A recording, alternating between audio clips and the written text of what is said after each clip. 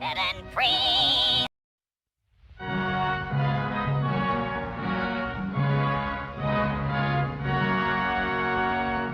United forever in friendship and labor, a mighty republic will ever endure. The great Soviet Union lived through the ages, the dream of the people, their fortress secured. Long live our Soviet motherland, built by the people's mighty hand. Long live our people, united and free, strong in offensive pride by pride. Long the day of crimson flag inspired, shining in glory, a parliament to see, through days dark and stormy of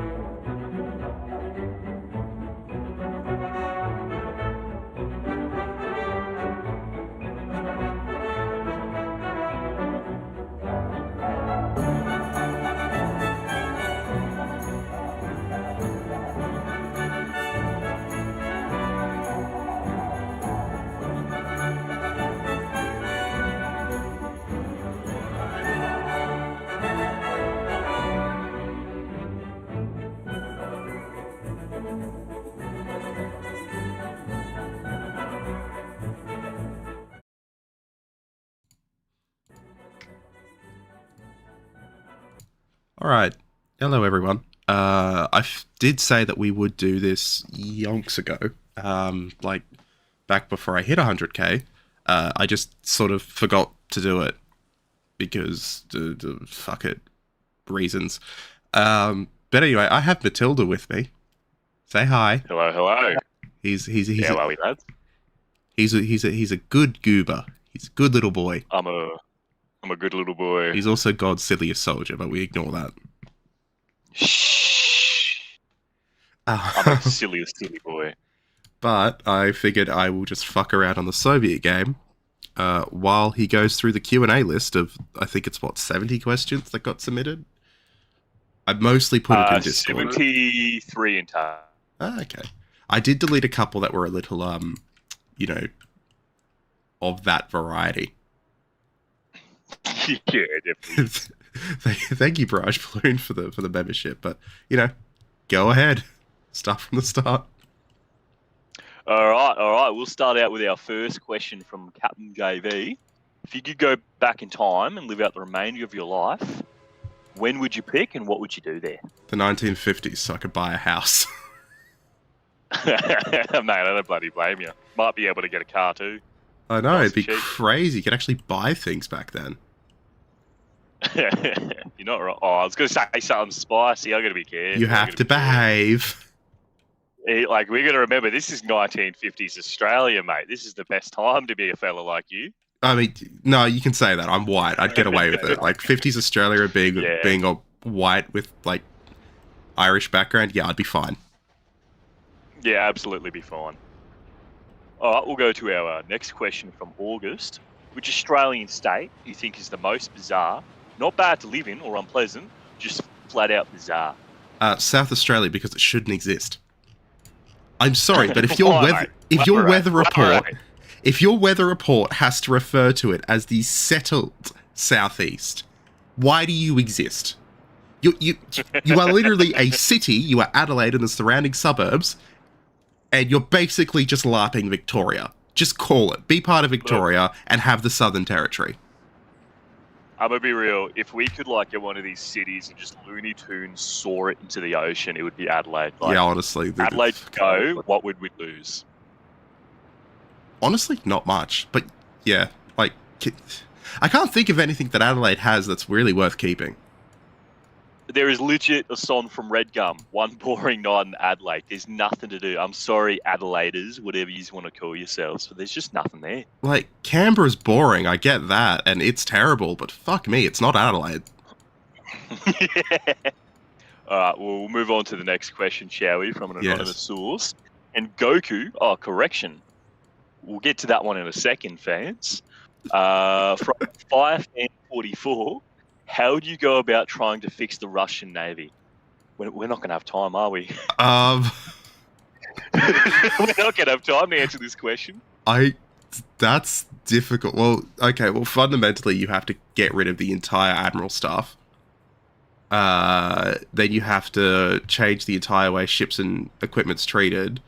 So I wouldn't, because it's not possible. You would have to change the whole way that country works. The answer is you wait for the Soviet Union to explode, and then you go live in a post-Soviet state, and you actually see how their navies work properly. That's the answer. We'll change the question up so it's a little bit more answerable. What could we do to improve the Russian Navy? Aside from sink it. There's not a lot. Stop trying to build big ships. Yeah. The big thing would be stop building big ships, focus on small corvettes, coast-in defenses. That also requires the country to stop trying to fucking kill everyone that doesn't agree with it. But yeah, stop building big ships. If you're going to build big ships, focus on frigates and corvettes, and just be a green water navy. You don't need a blue water navy. That country is not strong enough to be a world power. It never will be again at this rate. So yeah, just focus on being a green water navy, honestly. No, I agree. From an anonymous source, can Goku beat the Russian army? I don't know. I'm not weeby enough. The answer is fucking yes. Yeah, you answer that. I don't watch... Yeah, alright. The answer is yes, mate. Goku can beat anyone. Could he? On to the next... Yeah, absolutely, mate. From Swan, yes, you know the one in brackets. Going to cover any more Australian history with any degree or frequency? Yes. Lesser of Two Weevils exists, which is the channel that I started with Rex's Hanger, who's in the chat right now, plugging it. Rex, do you want to spam the link to the Lesser of Two Weevils? We made our first $1 today. It was so exciting. Yeah, I know. It was really nice. Like, it's literally $1, and I was like, hey, that's it. Mate, you're getting $1 and just hang it on the wall. Like, yeah, we'll split it into 2 50-cents, and we'll go and get 50-cent codes from Macca's. Yeah. But yeah, no, that's the... Hey, Pig. That's doing a lot of Australian history. And it will do a lot more Australian history from my perspective. I know Rex is doing a bit as well, but I can say from my perspective, I'm going to be doing a lot of Australian history. I'm actually working on a video at the moment that will be quite large, and it's about... it'll be about convict transportation, how and why it started, how it evolved, and how it's not weird and it's not unnormal, like, in terms of the world. Like, convict transportation to Australia is not some interesting thing that never happened anywhere else. It's actually very normal in terms of European empires, and it continues all the way. Like, the Gulag system in convict Australia are actually more similar than you think. But yeah, I'll be doing a lot of Australian history there. Keen for it. We'll go to our next question from Aussie. Dear Sir, regarding your plea for inquiries about yonder self from your loyal patrons, I put forth the following. Would you perchance entertain the model followed by some other distinguished members of this YouTube community and allow certain patrons to vote upon the content on the occasional presented topic? I mean, I could do that. Like, if patrons are interested, I could make that a patron reward that patrons get to choose the content coming forward. Because, like, I have a Trello board, and it's just a list of videos that I want to make. Like, I'm currently writing one about a Soviet train, and that was largely because people kept commenting they wanted one about a Soviet train. So, like, yeah, so, like, if patrons are interested, like, I'll put a poll up on Patreon. If that wants to be a patron reward, and if people would want to sub to Patreon to have that ability to vote on content. What the fuck are these trains doing? Then yeah, I would I'd be happy to do it. Please vote on armored trains. I want armored trains. Then Captain JV, if you're there, can you post the link to how people can ask questions? We'll give them a thing. We won't go forever today, but we'll give them the ability to ask. All right. Move on to the next one from Ryan. Are you interested at all in making some more videos about submarines that are a bit more upbeat?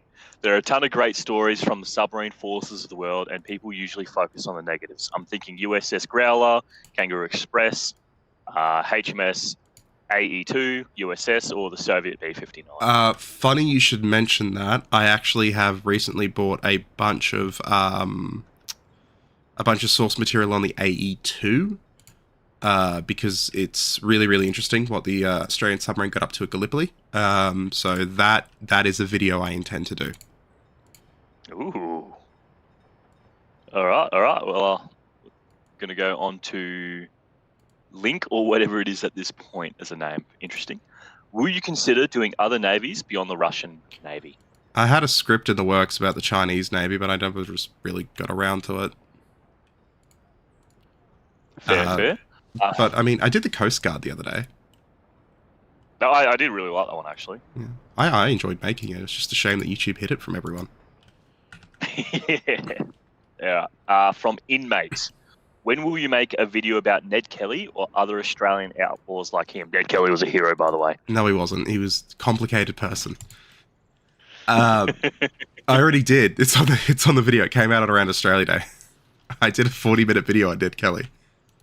And the perceptions I'm sure of him. someone can post a link into that video as well if people are curious. Yeah, no, I already did a video about Ned Kelly. I also, this is another thing. I kind of want to, I have thought about this genuinely. I've considered it. I've considered making a channel where I just upload Australian history because I love it.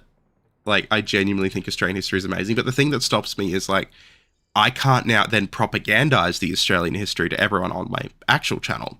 So it's sort of I would love to have a passion project where I just do Australian history, but at the same time, I want to propagandize to everyone just how great Australian history is, because it is fascinating. Like, we had people called, like, we had a guy called Captain Thunderbolt, who was one of our most successful bushrangers, aka cowboys.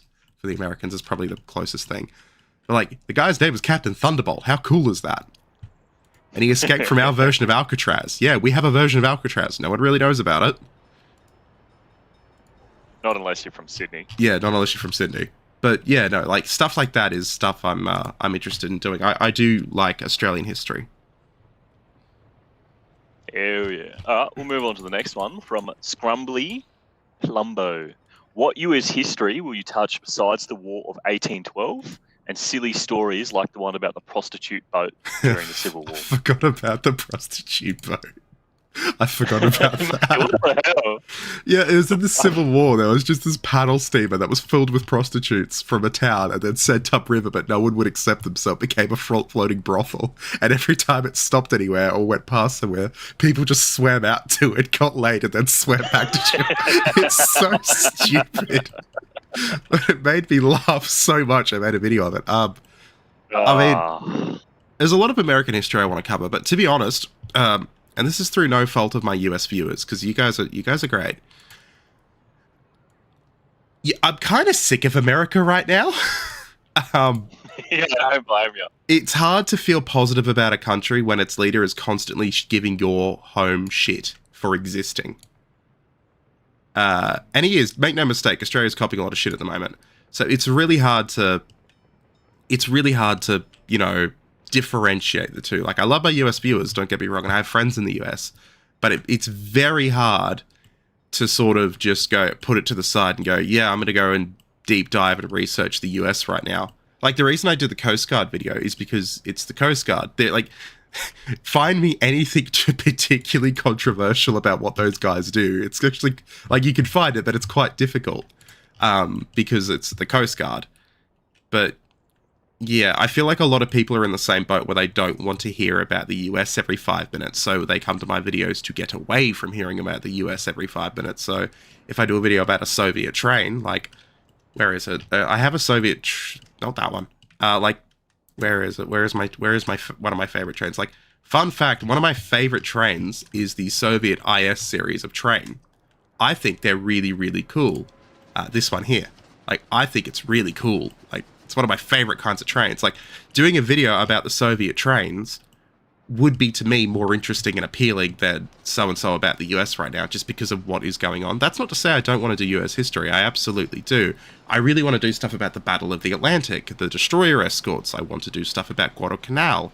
I want to do plenty of stuff. I want to do a video about the Indianapolis. It's one of my favorite nautical history tales. I want to do stuff about the War of 1812 on the Weevils channel. But at the same time, it's just, yeah. Everyone knows what I mean by that. Yeah, I think the other thing that I'll just plug my little opinion here is there's also a lot of American history, like really, really good American history YouTubers out there. Like, There are. if you like really, really desperate want to like know about something, there's like we're all historic autists here. We all know the channels we're talking about. Watch them, give them support, give them all the love. Like, there's plenty channels that will definitely get that scratch for you. Like Falcon's Fighter Tales. Watch him. You want American plane history? Watch Falcon. He makes amazing American plane history. Not really my thing, not my flavor. Planes, that is. But you want plane stuff? Watch Falcon. Like, he's fantastic at it. Like, I'm going to do stuff about tanks. I am not going to be doing videos about the Sherman. I'm going to be doing videos about the Australian Sentinel because it's more interesting to me. All right, we'll move on to the next question by Noble Otter. What was the first moment, person, etc., that started your love for history? I rented a tiny little tour guide book on HMS Victory that was in my school library in primary school from a teacher who put it there. And it got accidentally... Yeah, I actually bought the book myself. I found a copy of it from 2008. Cost me like $40 to get this $2 tour guide book, but I found it on an estate sale somewhere online, and I shipped it over to Australia, and I have a copy of it because that's where it all sort of began. Oh, that's dope. That's dope. We'll go to the next one. Confusing Confucius, aka Odessa Exile. Do you plan on covering post-war Ukraine? I'd love to go there. I'd love to spend more time there. I have open invites to go back from different people, including from U24. But as it currently stands, it costs a freaking fortune to get there. And I'll explain why. Just quickly, could we get a few more links to the Q&A sheet? Or could one of my admins pin it, please? Because people are asking. So I mentioned this on the stream the other day, and people took it the complete wrong way, as in, like, the Vatniks there took it the wrong way and then told everyone it was wrong. I have to be careful with how I fly to Ukraine, because I can't fly over Russia. Now, do I think Russia is going to intercept the plane and tell it to land to specifically arrest me? No, I am not that famous. But if there is an engine failure or a medical emergency, which is incredibly likely on planes, I've been on planes where we've had to land from a medical emergency more than once, and that plane lands in Russia, and it's there for the night because of crew requirements, and I have to get off that plane, I then have to show my passport to Russian authorities. And at that point, I start to get scared. Because it is not uncommon, especially when you're someone who has helped with the development of drones, for people to get in trouble that way. And I know I would get in trouble, as I'm sure you'd agree, Tilda. Like, that's not something you want to play around with. Because, no. That is a surefire way to get arrested and be used as political leverage to try and get something out of Australia. Straight up, never seen again. Yeah, like that is a genuine thing that could happen. Classic Russian stuff. Yeah, so, like, I have to be very careful, so I can only fly with major airlines that don't go over Russia. So that takes all the cheap flights like the Chinese airlines out. So that means it's going to cost me at least $2 to $3 grand to get to Russia, to get to Ukraine in the first place, including, like, Poland and all that kind of stuff. So as it currently stands, I'd love to go back, spend more time there, but it's just not feasible at the moment. Yeah. We'll move to the next one. That one ferry that successfully infiltrated the most inner rank available. That doesn't narrow it down. I reckon it's Hobbs. Anyway, I reckon it's Hobbs. Yeah. The question is, this is absolutely Hobbs. Love you, Hobbsy. Want to do a drunk Valheim WG session stream one of these days? I'll make you a lekker steak. That's Hobbs. I will 100%. I will 100% do a Valheim stream, and I will drink ale. I will get ale specifically to do it, and I have a drinking horn. Well, my wife has a drinking horn. I will clean out the drinking horn, and I will drink ale from a horn the whole time. Mate, if you're gonna do it, you might as well set up the camera and wear a little Viking helmet and like some furs around your shoulders. I while you fucking drink will. ale from the horn. You're gonna Go be all there. out. Go all out. You're gonna be there. Oh God, yeah, I know I am. I'll be good. I promise. I Will won't you? say anything bad. No, it's not a promise I can make. I'm lying. I was gonna say On to the next. you're a dig. You can't keep that promise. On to the next question by Mayor. What is 18 multiplied by 5? No calculator. Fuck. 90, is it? Is it 90? Don't ask me, mate. I failed every maths class I had back in the day. Is it 90? I don't know. Don't ask me. You're making me scared. It's big numbers. I can't do them. I feel like it's 90. No, you can't use a calculator. Yeah, it's 90. I was gonna say, like, if I got that wrong, if I got that wrong, that's bad because You just cheated your viewer. They said no calculator. I didn't use one. Apologise to Mayor. I didn't right use now. one. I used the chat to answer. I don't believe you. No, I don't believe you. You're a fucking liar. No, see, the thing is, if I got that wrong, good luck to all the people I worked in finance for. All the retirements I helped plan. Good luck. You're going to get a lot of calls very shortly. We'll move on to the next question by Rory. What books would you recommend for study history in general? How to approach structure and research and notes? With learning how to research, it's actually, there's no particular book I can really think of. I learned how to research from some really, really good teachers. In terms of really good books to start history, Mark Mazauer, he's an amazing author. I don't remember the exact titles of his books, but he did a book on the Greek Revolution, and that book itself will give you a fantastic perspective on how modern Europe is formed and the nation state and the world in which we live in. I can't remember the name of it. His name's Mark Mazauer. He did a book on the Greek Revolution. Absolutely amazing, about 350 pages. He also did further books on Nazi Germany, particularly in understanding how the state was formed and how it operated. Again, phenomenal books. The guy's just an amazing author, and his perspectives are incredibly accurate, and they spit in the face of a lot of established narratives about the places, which deserve to die. So yeah, Mark Mazauer, just look him up. I think to add my little 2 cents onto it, it's not like, learning about history isn't just, whipping a textbook out and giving it a read through it. Don't be afraid to hit up historians and stuff from your local universities and stuff. Oh yeah, we love it. These people want to teach. Yeah. Like legit. I've been drunk as hell at 2 a.m. talking to random American historians about a hyper-fixated topic that they love. Don't be afraid to reach out to these people and be like, hey, I really want to learn about this topic that you've specialised on. What would you recommend? You've done it to me. You've messaged me at 2 a.m. drunk off your tit midway through a kebab or something and gone, hey, how did this happen? Don't be afraid to do it. Don't be afraid to hit these people up, talk to them. They're passionate about their topics. They're really approachable. Historians are good people. Don't ever be afraid to just talk to people. Actually, yeah, what Rex said here, the biggest lesson for researchers, the more you read, the more you forget. Your brain is very limited in hard drive space, so don't feel bad if you can't answer everything. I hate this thing online that if you don't remember absolutely everything, you are not, you don't know what you're talking about. That is not true. You are not expected to remember everything. In fact, you are going to forget more than you ever learn. The thing is, if you can answer it in a setting where you can go and research and get that information out, that shows a lot more than just spitting facts randomly off the top of your head.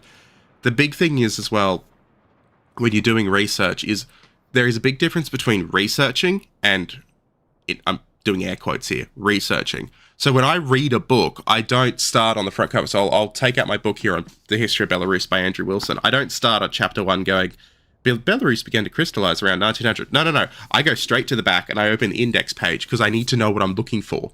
And if I'm looking for the origin of Belarus, I'll go to the index page and I'll look for words in the index about the birth of Belarus or the origin of it.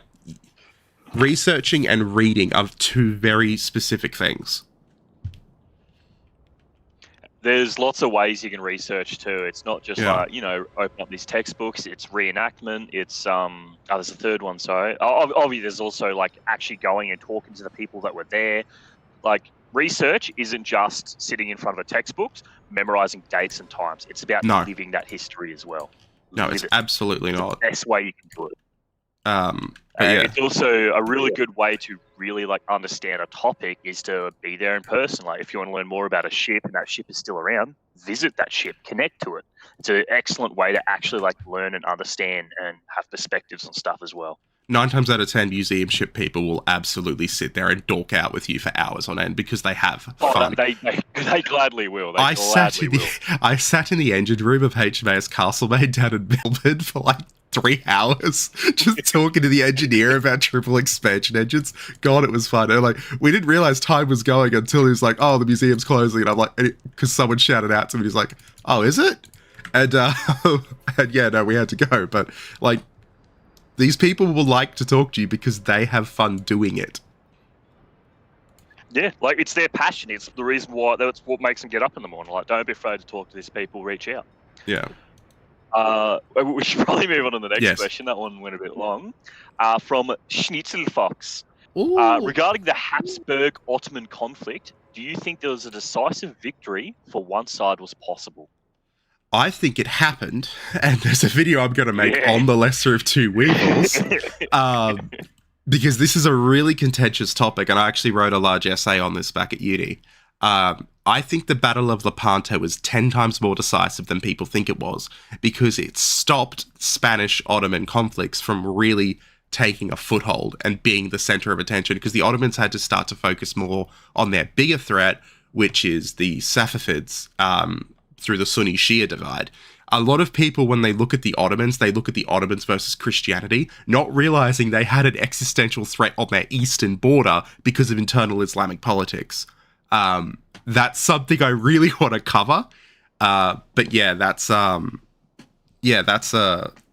big thing that people don't realize, is that the Ottomans' biggest threat wasn't Christianity. It was the fact that they had an enemy to their right, that was far more dangerous to them, politically and stability-wise. I think a good way to sort of understand it is when we look at a lot of Islamic history, we kind of see Muslims as one big unified religious group. Yeah. They're not. Yeah. They were just as complicated as the Christian countries of Europe. So like every time the Ottomans invade, why were the Christians so often unsuccessful is because they were so worried about leaving an army to have another Christian invade their country. The exact same thing was happening in the Ottoman Empire and the Islamic nations from before. Yeah, like they're just as complicated as we were. They are completely different. Different religions, but they are also very similar in the fact that they are just as complicated as each other. Yep, they're just as human as we were. Like, that's the best way to put it. Yeah, they're just as complicated. People are just people. Yep. We'll move on to Bazooka Luke asks, have you ever been in a snowball fight? Did you win? No, but I have passed out drunk in the snow before. Yep. It doesn't snow where I live. Nah, it's Australia. It only snows in like one place. That's where all the rich foreigners go. My dad's in the chat. Tim Hello. The Dutchman. Hello. Well, question from Tim the Dutchman. One of the best history channels. Was wondering though, what by far you think is the least discussed historical period? Ooh. Ooh.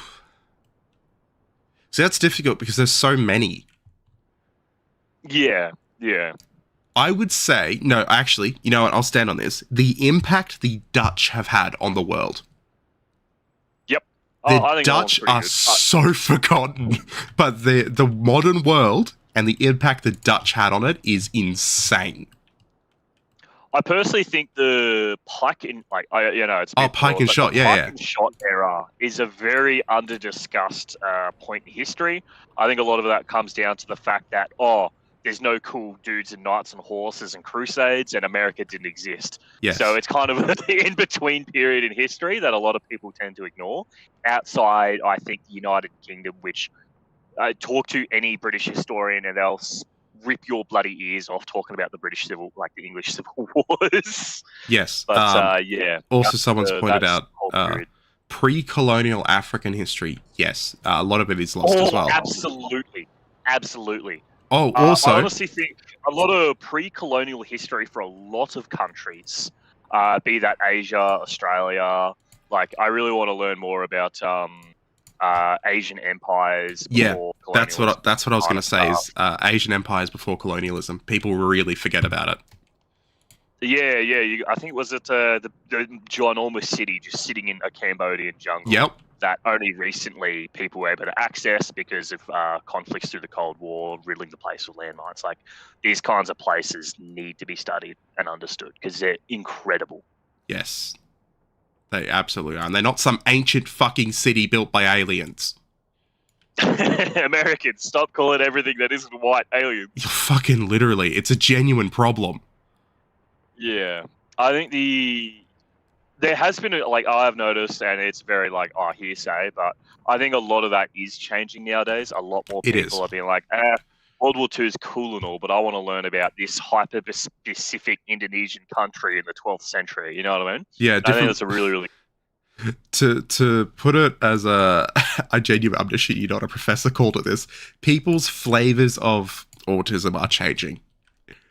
Yeah. A history professor said that to me deadpan, and I went, you're not wrong.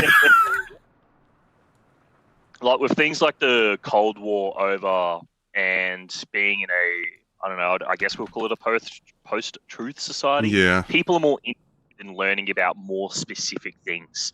Like, everyone knows, like, World War II, World War One, the American Civil War, like, that stuff's been talked to death, right? It's a very Western view, but like a lot of that's changing, which is for the best. Like, a lot of it's a genuine appreciation of actual history that doesn't have the white man involved, which is it's a good change. And it's not self-loathing to say that you want to learn about non-white history. It's just interesting. Like, yeah, absolutely. People are so politicized it that it's ruined the study of cultures from different perspectives because people go, it's not that. It's not. People just find stuff interesting. There is we'll probably get a little too long into this discussion, so we'll move to the next one. By USS Buck DD-420. Thoughts on the US Pacific sub-campaign against Japanese shipping? They did what the Germans wanted to do. Yeah, I know you've got thoughts on this one. You've drunkenly ranted to me about it before. Yeah, they did what the Germans tried to do, and they were actually good at it. Yep. I think a bit more of a question is, why were they more effective than the Germans? Because the American submarines were better. They had far more endurance. Fuck you, Werepers. The American submarines were just better. The Palau and the Gato class were just better submarines than the Type 8C. Once they fixed the torpedoes, that is, yes. Yeah. That's a lot on the US munitions in general, is just fixing their weapons. Yeah. To smaller, big, sorry, I can't pronounce that name. What got you into history in the first place? I think that's... Yeah, answer that before HMS Victory. Yeah. We'll move on to the next one. Bob DeCarrot, in your opinion, could the Royal Navy and Royal Air Force beat the Russian equivalents in open combat, excluding projects such as Tempest and Dragonfire? Yes. The Royal Navy is currently operating a carrier battle group off the coast of Japan, my guy. It's been at sea for 9 months. They did it again about a year ago. Or a year and a half ago. Like, the Royal Navy is operating around the entire world. They could do what they are the only other country than the US that can deploy in force anywhere on the planet. I can just hear Rule Britannia at the back of my head. I'm just trying to cramp it back down into the hole it belongs. You just push it back in the box. But it's true. It goes back in the box. We'll move on to the next question by Anonymous. Are you planning any more videos based on sub-Saharan conflicts? There's not many of those, and it's cool seeing someone make at least one. Yeah, I am. But the problem is YouTube is fucking my recommendations at the moment. Like, I'm not getting new viewers. So, like, I really want to do more on them. But, like, I need to make things people watch so I can eat food. Yeah. To the next question by Rabam. If you could choose an admiral, any nation, to serve under during World War II, who and why? So if I could pick any country in World War II to be in, basically, to serve in. Yeah, pretty much any admiral you can work under during World War II, who and Oh, why? admirals. Not an admiral, but John Collins, Commodore of the Australian Navy. Incredibly competent, stupidly underrated. No one talks about him, but he was the first domestic admiral ever produced by Australia. Completely graduated, did all of his courses in Australia, trained by Australia, in Australian institutions. And he was insanely competent as a commander. Like, to the point where the Americans were putting US warships under his command. And, like, anyone who knows anything about the States knows that they don't put their soldiers under other people's commands because they have a thing about it. But they've done it with, like, a couple of Australian commanders. Specifically, people like Collins. All right, on to the next question by JJ Johnny. Will you be covering the naval actions of some of the smaller nations during the Second World War, like Norway, Romania, New Zealand, etc.? Yeah. Yeah, no, absolutely. Like, that's definitely on the list of things to do. I want to do a video, actually, on why the Swedish Navy stopped the German invasion of Sweden. Ooh. Because, like, yeah, people are like, what do you mean German invasion of Sweden? It never happened. There's a reason why, and it's because the Swedes were building their entire military in a form of self-defense, that we will kill everyone who comes here. And it was going to be really effective, and it basically would have cost too much to do for the Germans. Like, that's a thing I really want to do. I want to do stuff about, like, there's a lot of weird stuff. Like, there's German cruisers that ended up in Yugoslavia that ended up taken over again by the Germans. It's a whole thing after the Italians got it. Like, there's a lot of interesting stuff. The next question from Frat House 23. So, with your increased knowledge of better video sourcing, are you going to try and complete the Soviet space race series? I did part 2. I'll get part 3 out. It takes 18 months. It takes 18 months. I'll get part 3 out eventually. Eventually. All right. But from Moonraker, who made the Pavlova? Aussies or Kiwis? There's one answer to that. New Zealand's not a real country. Yeah. Agreed. It's not real. It's not real. Never met one. They're just not real. Nuh-uh. From Oshborger, how many videos do you plan to do the shitness of the Russian Navy? So how many Russian Navy videos do you actually plan on doing in total? Until people stop watching them. And also, the other answer is until the Russian Navy no longer has a Russian Navy. I think is probably the better answer. Yeah, also that, like, the more videos I do with them, you'd think I'd be running out, but I'm not. Like, I could keep going for probably another 20 episodes yet before I start to struggle with ideas. What the frick's happened here?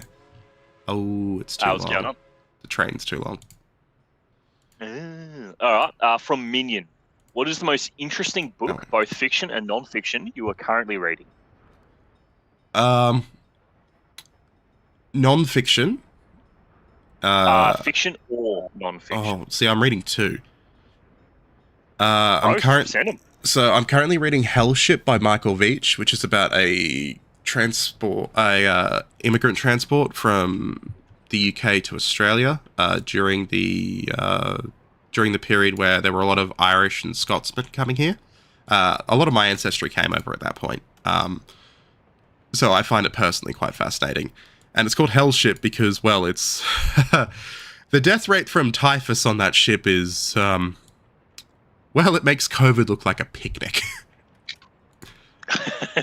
Like, we're talking like 60% death rates. Jeez. And I find that stuff interesting.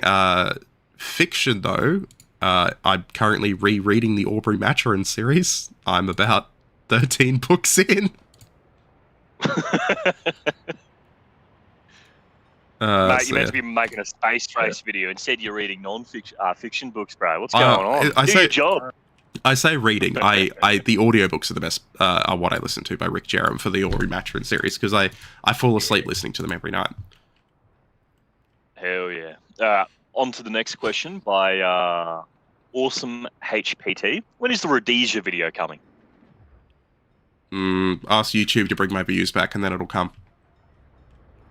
All right. From an anonymous Yank, what books would you recommend for studying American Nazism in both past and present, as well as anything else as an American could help fight the information war here in the States? Thank you for all the amazing content, man. You don't have to study American Nazism. I don't have it on me at the moment because I stopped. Basically, I made a decision about a month and a half ago to stop researching Nazis because I was getting too depressed. And just to take a break from it. But if you want to look at misinformation, you don't even need to study Nazism. Like, the big thing that you can look at to study is, why are these trains doing this?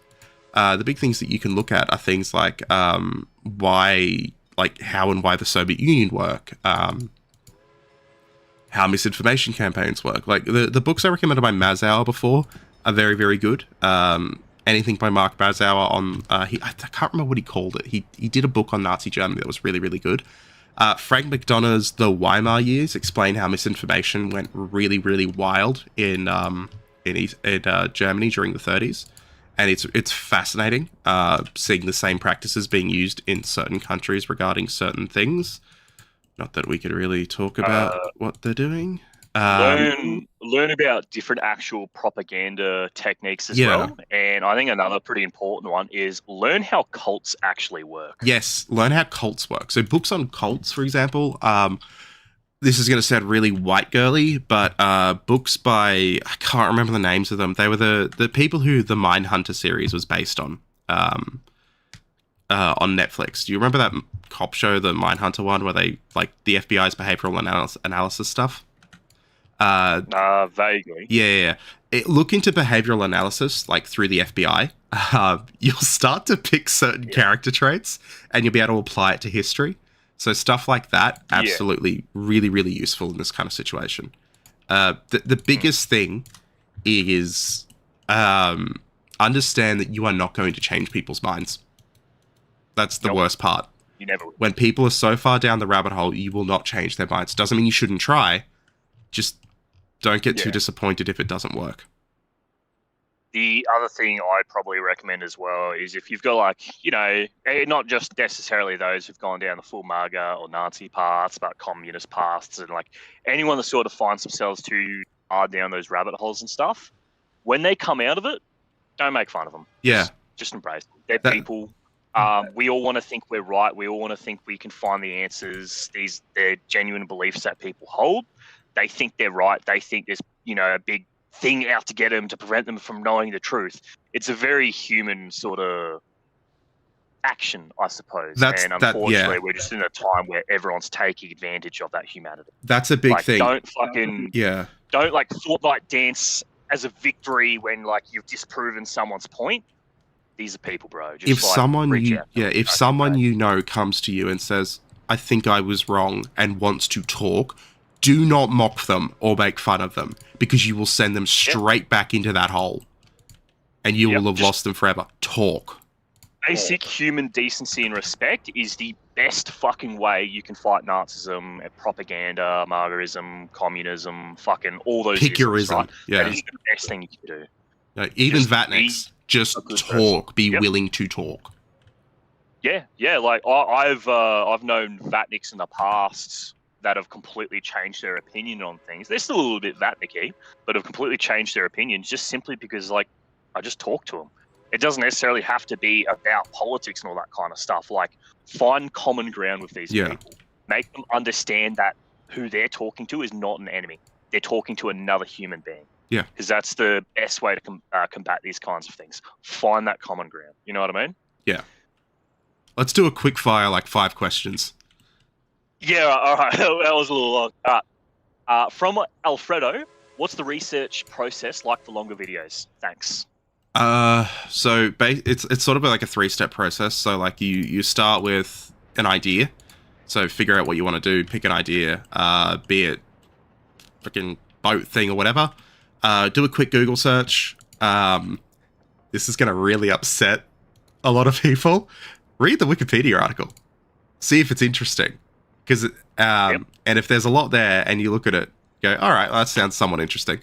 Then ignore the Wikipedia article, pretend it doesn't exist, and then go and research it yourself. But the thing about Wikipedia is it's great to give you ideas, but don't believe the facts and figures on it. Take it further from there. But it's a great place to get ideas.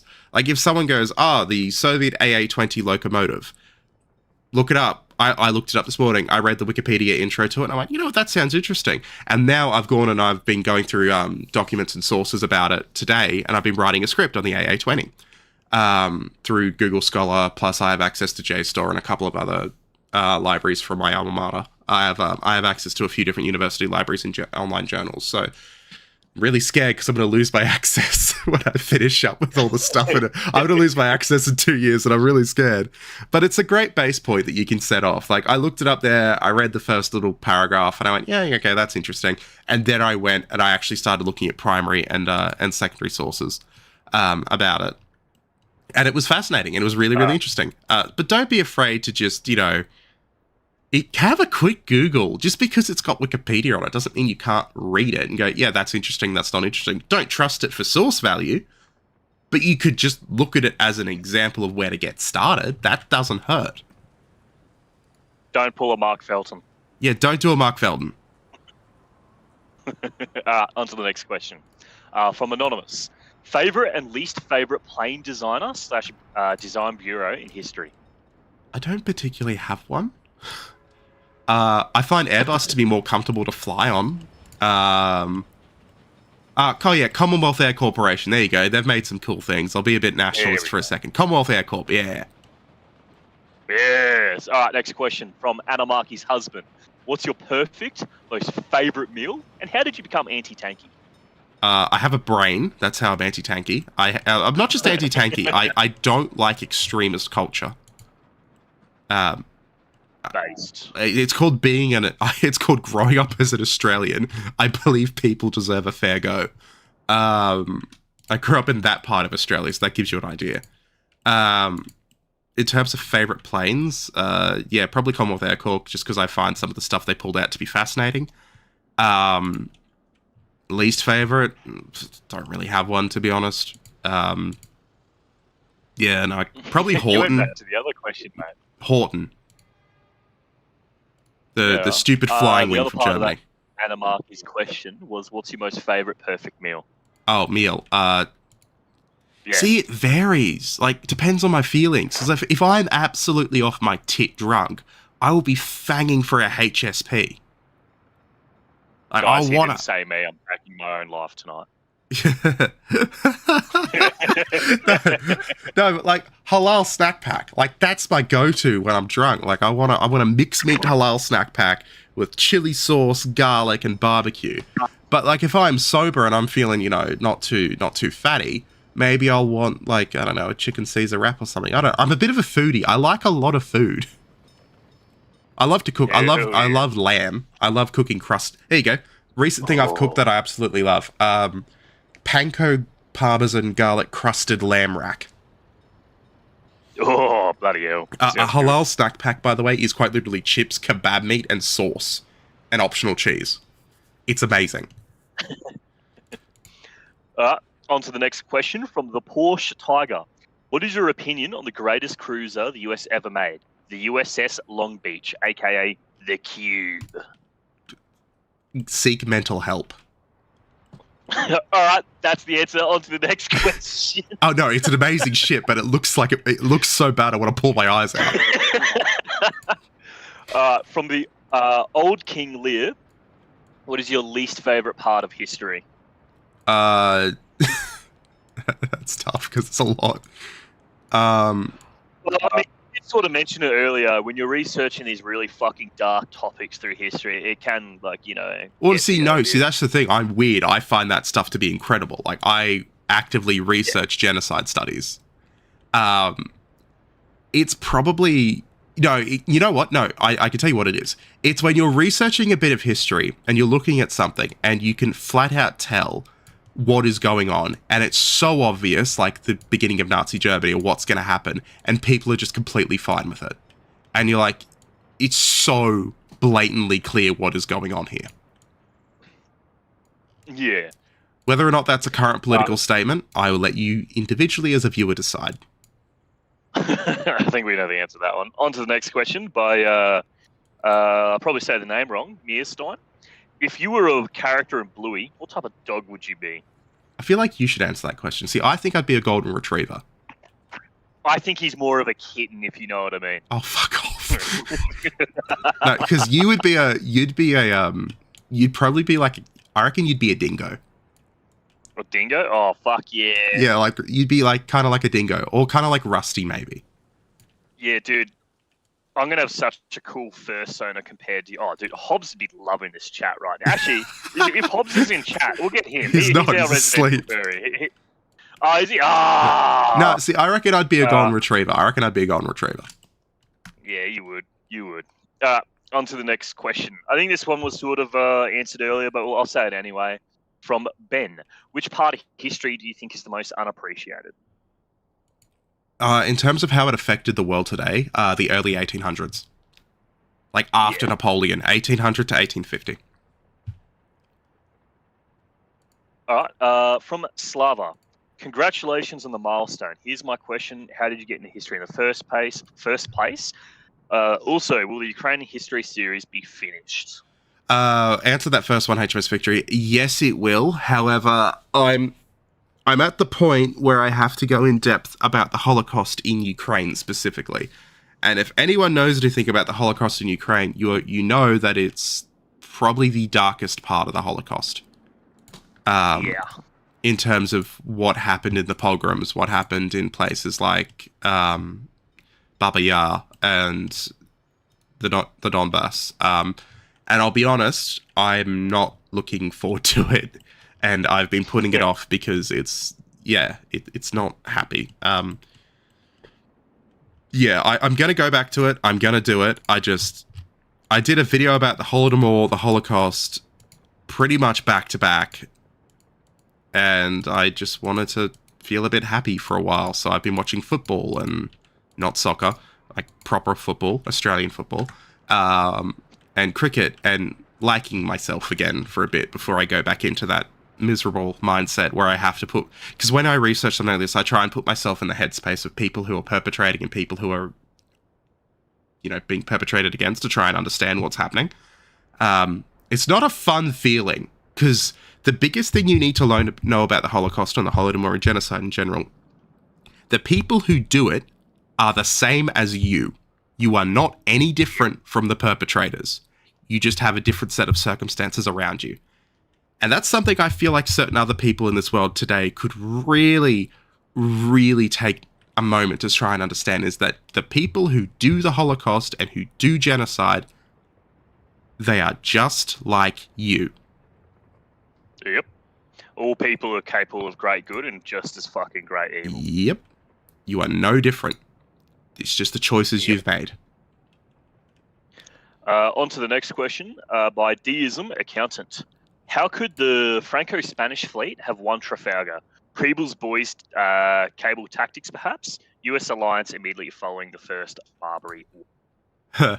They were not winning at Trafalgar. Nelson was not letting them win. The shit that man was pulling, the French were not, the Franco-Spanish were not winning, no matter what they did. Right. Like, yeah, if you actually look at Nelson's strategy for that, it's absolutely mental. It shouldn't have worked, but it's so unhinged that it's basically shock and awe. Like, people look at the Gulf War as examples of shock and awe. No. Look at Admiral Nelson and how he built the Royal Navy around his strategies. It's shock and awe. Just Wallace and Gromited his way through the battle. Basically. Well, no, but it's genuinely complete shock and awe. Like, it's like his exact quote is, "Don't maneuver, just go straight at them." It's lay your ship alongside at pistol shot. He would board enemy ships with the cry of Westminster Abbey or glorious victory, which means I'm dying, but you're coming with me, basically. Like, it's shock and awe. On to the next question from Anonymous. Would you rather fight a Moskva-sized duck or 100 duck-sized Moskvas? 100 duck-sized Moskvas, because the weapons don't work, so, it's not going to hurt me. And I could sell them. Oh, you could. Oh, you'd make so much bank on it, eh? Like, make up like this fake little Russian Vatnik account, charge of like $600 for each. No. What you see? What I'll do is I'll get my little air gun out from model making, and I'll make them LGBT MOSFETs, and we'll sell them that way. Because, like, I guarantee you, people will buy it for the meme. Because can you imagine how much it would upset a Vatnik to have an LGBT MOSFET? 100%. Yeah. On to the next question, but from Anonymous. Do you believe that recent geopolitical shifts have made the Asia-Pacific equivalent of NATO amongst democratic nations, Australia, Japan, New Zealand, Philippines, and South Korea, possible? It's already happened. Quad exists. So I can definitely answer this question. Australia has been hosting tons of military exercises with all these countries. Yeah. We've now begun normalizing arms deals with these countries. So Chris, history of everything could probably explain a bit more about the recent ship we're purchasing from Japan. Yep. We're purchasing heavy military equipment from South Korea, as well as sending troops over there for training in the past. Like, we're doing a lot with these countries at the moment, because I think a lot of these countries are also realizing that the US isn't exactly a good ally anymore. Basically, like, currently Australia's in the news because the Americans are losing their absolute shit at us for not increasing our military budget, which is fucking hilarious because our military budget's been raised to points that it hasn't been at in like 30, 40 years. Since Vietnam, like we've raised our military budget massively, but they're upset because we're not buying American equipment because we don't trust them as an ally anymore. So we're actually buying at the moment a lot of Japanese equipment, a lot of Korean stuff, European stuff as well. Yeah, the big problem is a lot of the American equipment we have been purchasing have been subpar, broken, and all that kind of stuff. Yeah. However, at least from a hearsay, obviously I'm not going to go into detail of what I do. You can't. I'm just saying hearsay that I've heard. A lot of the European, Asian equipment that we get, they usually arrive completely good to go, ready to do what you need. Anytime American equipment gets given to us, and I know this very personally, it's fucking broken. It'll be straight from the factory of the US, and they'll arrive broken. It's absolutely ridiculous. He can't say what he does, but he has more experience using military equipment than basically anyone here, I'd wager. Yeah, so the other thing as well, more back to the Asia-Pacific equivalent of NATO, there are talks with Papua New Guinea at the moment about rolling their military into Australia. Yep. They already sort of have in the past. So, for example, a couple brigades actually have extremely high-ranking officers from Papua New Guinea. I'm talking about like second in command for entire brigades. Yeah. Like, we're already doing what we can to roll their military into ours, which is fucking excellent. I love it. And we're also looking at doing the same thing to Vanuatu as well.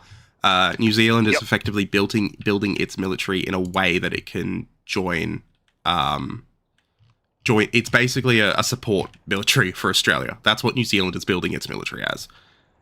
Yeah. In regards to the Philippines for the NATO, equivalency, we don't really do much for the Philippines.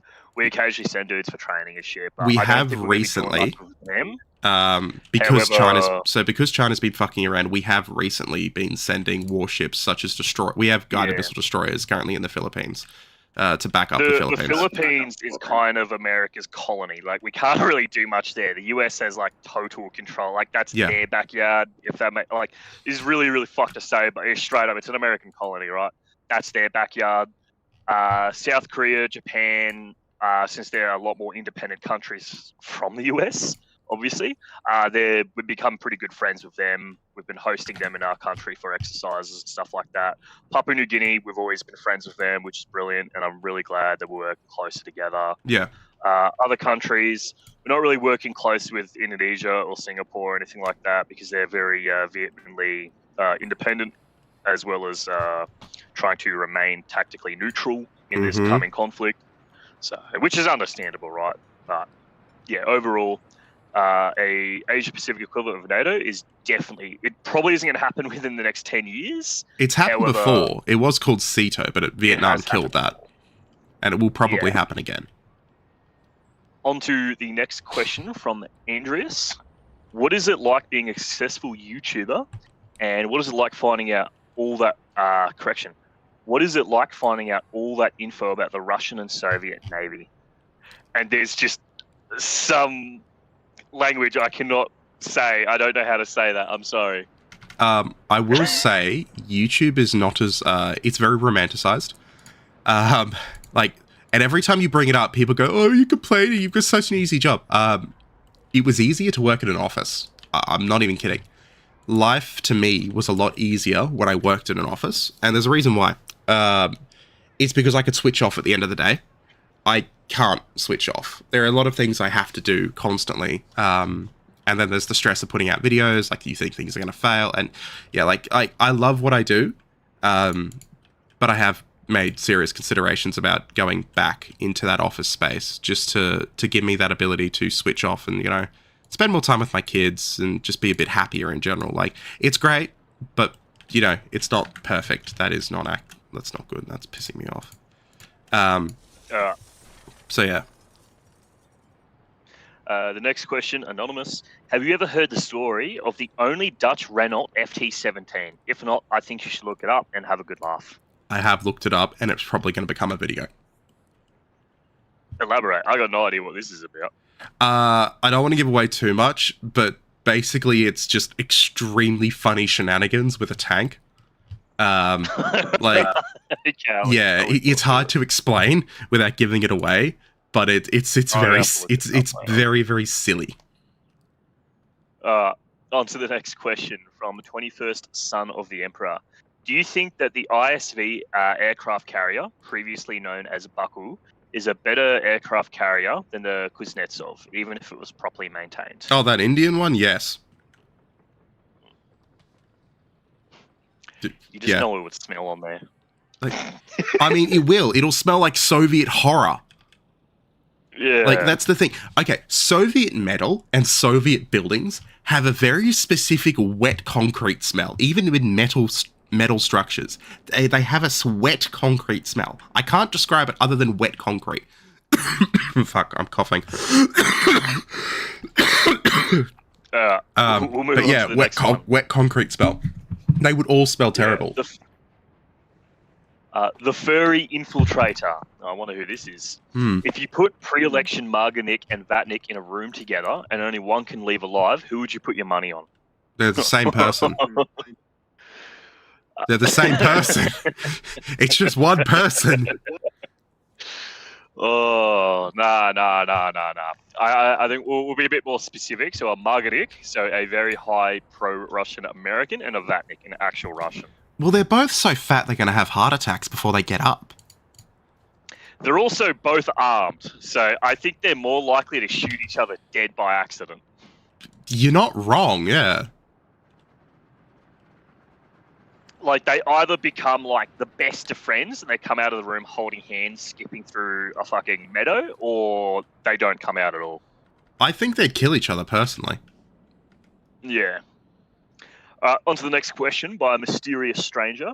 USS Alaska versus soon-to-be-promoted to stationary submarine, the Kirov, a real battlecruiser versus a normal missile cruiser that's called a battlecruiser because run on sentence, you get the point. I'm going to upset you here. The USS Alaska wasn't a battlecruiser. Battlecruisers have to be the equivalent of battleships at their time and battleships have to be able to stand at the line of battle. When the Alaska was built, a 12-inch gun battleship could not stand in the line of battle. Therefore, it is not a battlecruiser, it's just a very large cruiser. And it would get its shit kicked in because the Kirov still has missiles and the Alaska doesn't. Fair enough. All right. Also from the mysterious stranger, opinion regarding FCM's masterpiece, the Shah 2C, God of the battlefield that never saw action. Well, Wikipedia says it is, but you know, they say a lot of things. Yes. So what's your opinion on the Shah 2C? I fucking love the Shah 2C. I did say it's a gorgeous fucking tank. You know, there's a Meng model kit from the company. Like, it's the company, you know the company Meng, right? Yeah. They did a model kit of it. And I really want it, but I can never find it for sale in Australia. And I want it so bad because I want to paint the Shah 2C and have it like up on my bloody. Why did I put two bus stations next to each other? I'm an idiot. Up on my like my shelf of many things above my desk. But yeah, no. Sadly, I don't know where to buy one. On to the next question. Knight 6831. So what we know as Russification, aka the destruction of another country's culture, Wasn't what we know as Russification a thing that every major power throughout history did? Sort of. Sort of. It's not that simple. Some powers much more so than others. People are going to say this is British propaganda. Britain didn't do it as much. When it came to other cultures, they quite often were very happy to let the other culture exist, but just British it a little bit. And they found that it would be better to rule a country or a state if they were to keep a lot of their own culture with the proviso of the British system of government. It was just a way that they sort of kept things running. The Romans did the same thing too. They basically built their own institutions within the framework of these other countries and other cultures because it was easier to rule over them if they thought they still had some independence. Very common thing throughout history. Of course, there are different examples of this, like what Britain did in Ireland. Britain learnt to do that because in Ireland, it completely tried to destroy Irish culture and Irish history. And any Irish person out there knows that that's what they did there. And that's why when the British Empire went abroad to other countries and such, it didn't do that as much anymore because what it did in Ireland caused so much rebellion. Someone's going to take that completely out of context, but that's. I think a good way to give an example is take the time Britain was fucking around in Nepal and when they were fighting the Gurkhas from way back when. Yeah. If the Russians were there, they would have completely, well, they wouldn't have been able to, but if they could, they would have completely destroyed them and annihilated them and erased them from history. However, the English decided, hey, what better than to fold them into the empire than to absolutely completely annihilate. Because if we fold them into the empire, we can make them work. Personally, I'm not going to sit here and defend the empire. However, every single empire had their own way of colonialization. Russification is Russian colonialism, and it operates very differently to what the British did back in the day. Russification largely works on the fact that you will not get your own culture, you will just do as you are told. Yeah. On to the next question, also from Knight6831. Is it fair to say that Russia was better off not building stuff like Project 23, Sovietsky Soyuz, and Project 82 Stalingrad? Yes, it was a waste of time and money. Completely stupid. I got no idea what any of those things Soviet super mega battleships. Oh, God. Yeah. All right. Understandable. Yeah. Next question, also from our friend Knight. Would it be fair to say that, forgive me here, Khrushchev's de-Stalinization would have made the USSR better had it been allowed to be completed? Yes, it would have. Absolutely. It just would have. Yeah. All right. On to the next one from Boom Dude 67. Are you doing all right considering some of the less than savory topics had you? Sorry, correction. I'm going to reread that. Are you doing all right considering some of the less than savory topics you had to research for some of your videos? Yeah, I'm fine. I've been doing history long enough to know when a topic is too much and I need a break. Next one, HOE enjoyer. If you could be a tree, what kind of tree would you be? Probably a gum tree, because if anyone tries to, set me on fire, I'll explode and kill them. Oh, I was going to say, probably because you're a Widowmaker with those drones that you help build, but yeah, that too. Fucking hell. On to Coban63. What's the funniest thing a Nordic, preferably Swedish, military has done in recent history? Oh, there's so many things. Probably the whole whiskey on the rocks incident with the submarine. Sweden blew a gasket over that. That was just, it was funny. Correct me if I'm wrong. Was it Sweden that lowered, a sign into the ocean saying gay since 1945 or something like that? I think As it was. the Russian submarines were fucking around. And they were, broadcasting something for the Russian submarines to hear, if you come here, you're gay or something like that. I think I remember reading somewhere. It could have been, fake news, but someone correct me if I'm wrong. It just sounds like something the Swedes would do. I just realised I put the party headquarters back to front. Fuck's sake. That would be the most Soviet thing you could have done. Just blew up a building to rebuild it for propaganda purposes. That is the most Soviet thing I've done. Yeah. On to the next question from Anonymous. If you could visit any country in any historical period to witness what really happened, where and when would you go? That's difficult. fly on the wall. I don't actually want to be there. I'd love to watch the Battle of Trafalgar or the Battle of the Nile. I don't want to be there because it's like the past is actually horrible. Like, it's really nice to romanticize it, but I won't want to live in it. I think, even though it's a kid's book, horrible histories is perhaps one of the best ways to actually understand how fucking shit the past is. It fucking stinks too. It's horrible, and yeah, it would really smell bad. Yeah, more than you already do. But Yeah, we'll move on to the next question from Crisis79. Why cricket? Just why? It's probably a mental health defect, to be honest.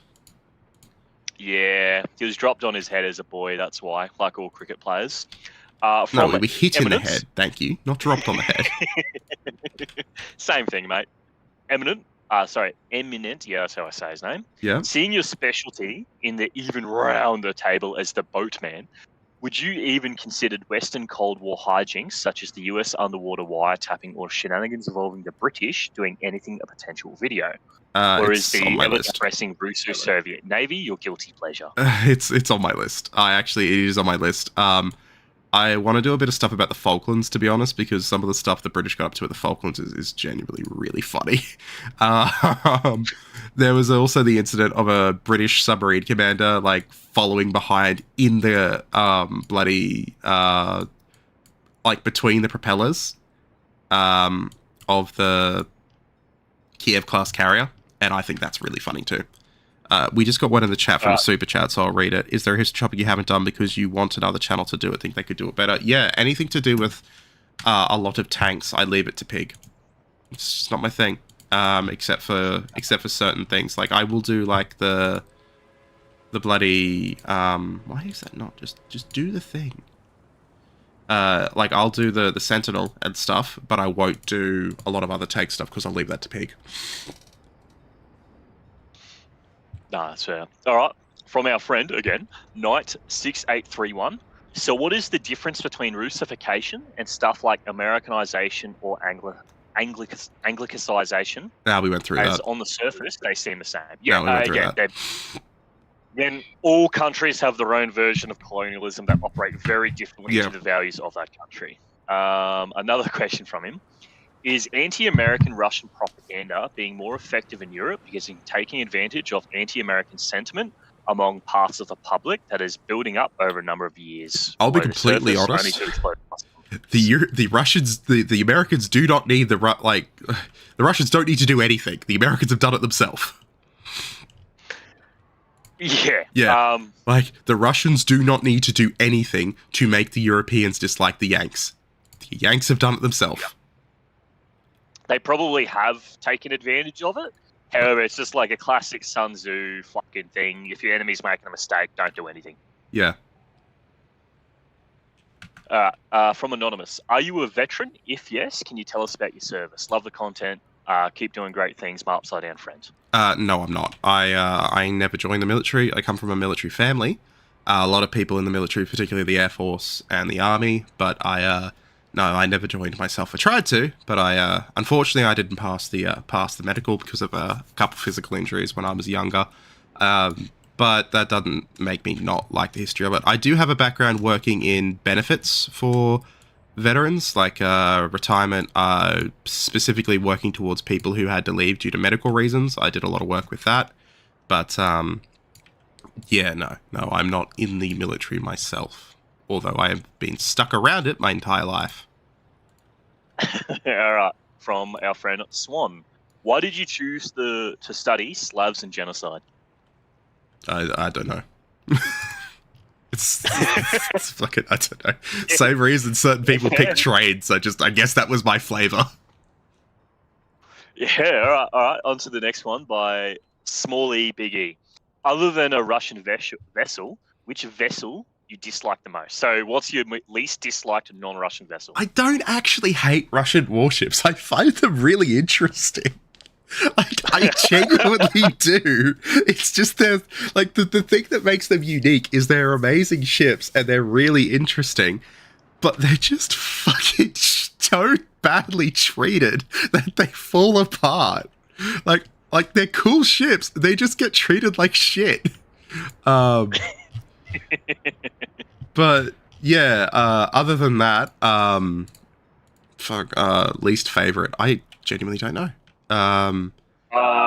I definitely, for some reason, I have a hate boner for American Civil War paddle steamers. I hate them. I don't know why. Why? They're cool. Ugly. They do look They're ugly, but stupid. they are stupid, So but they're stupid. fun. Fucking Trekkie, aka Sydney Gamer. What's the best succulent Chinese meal? It's the deep fried Viennetta that we had. That's exactly it.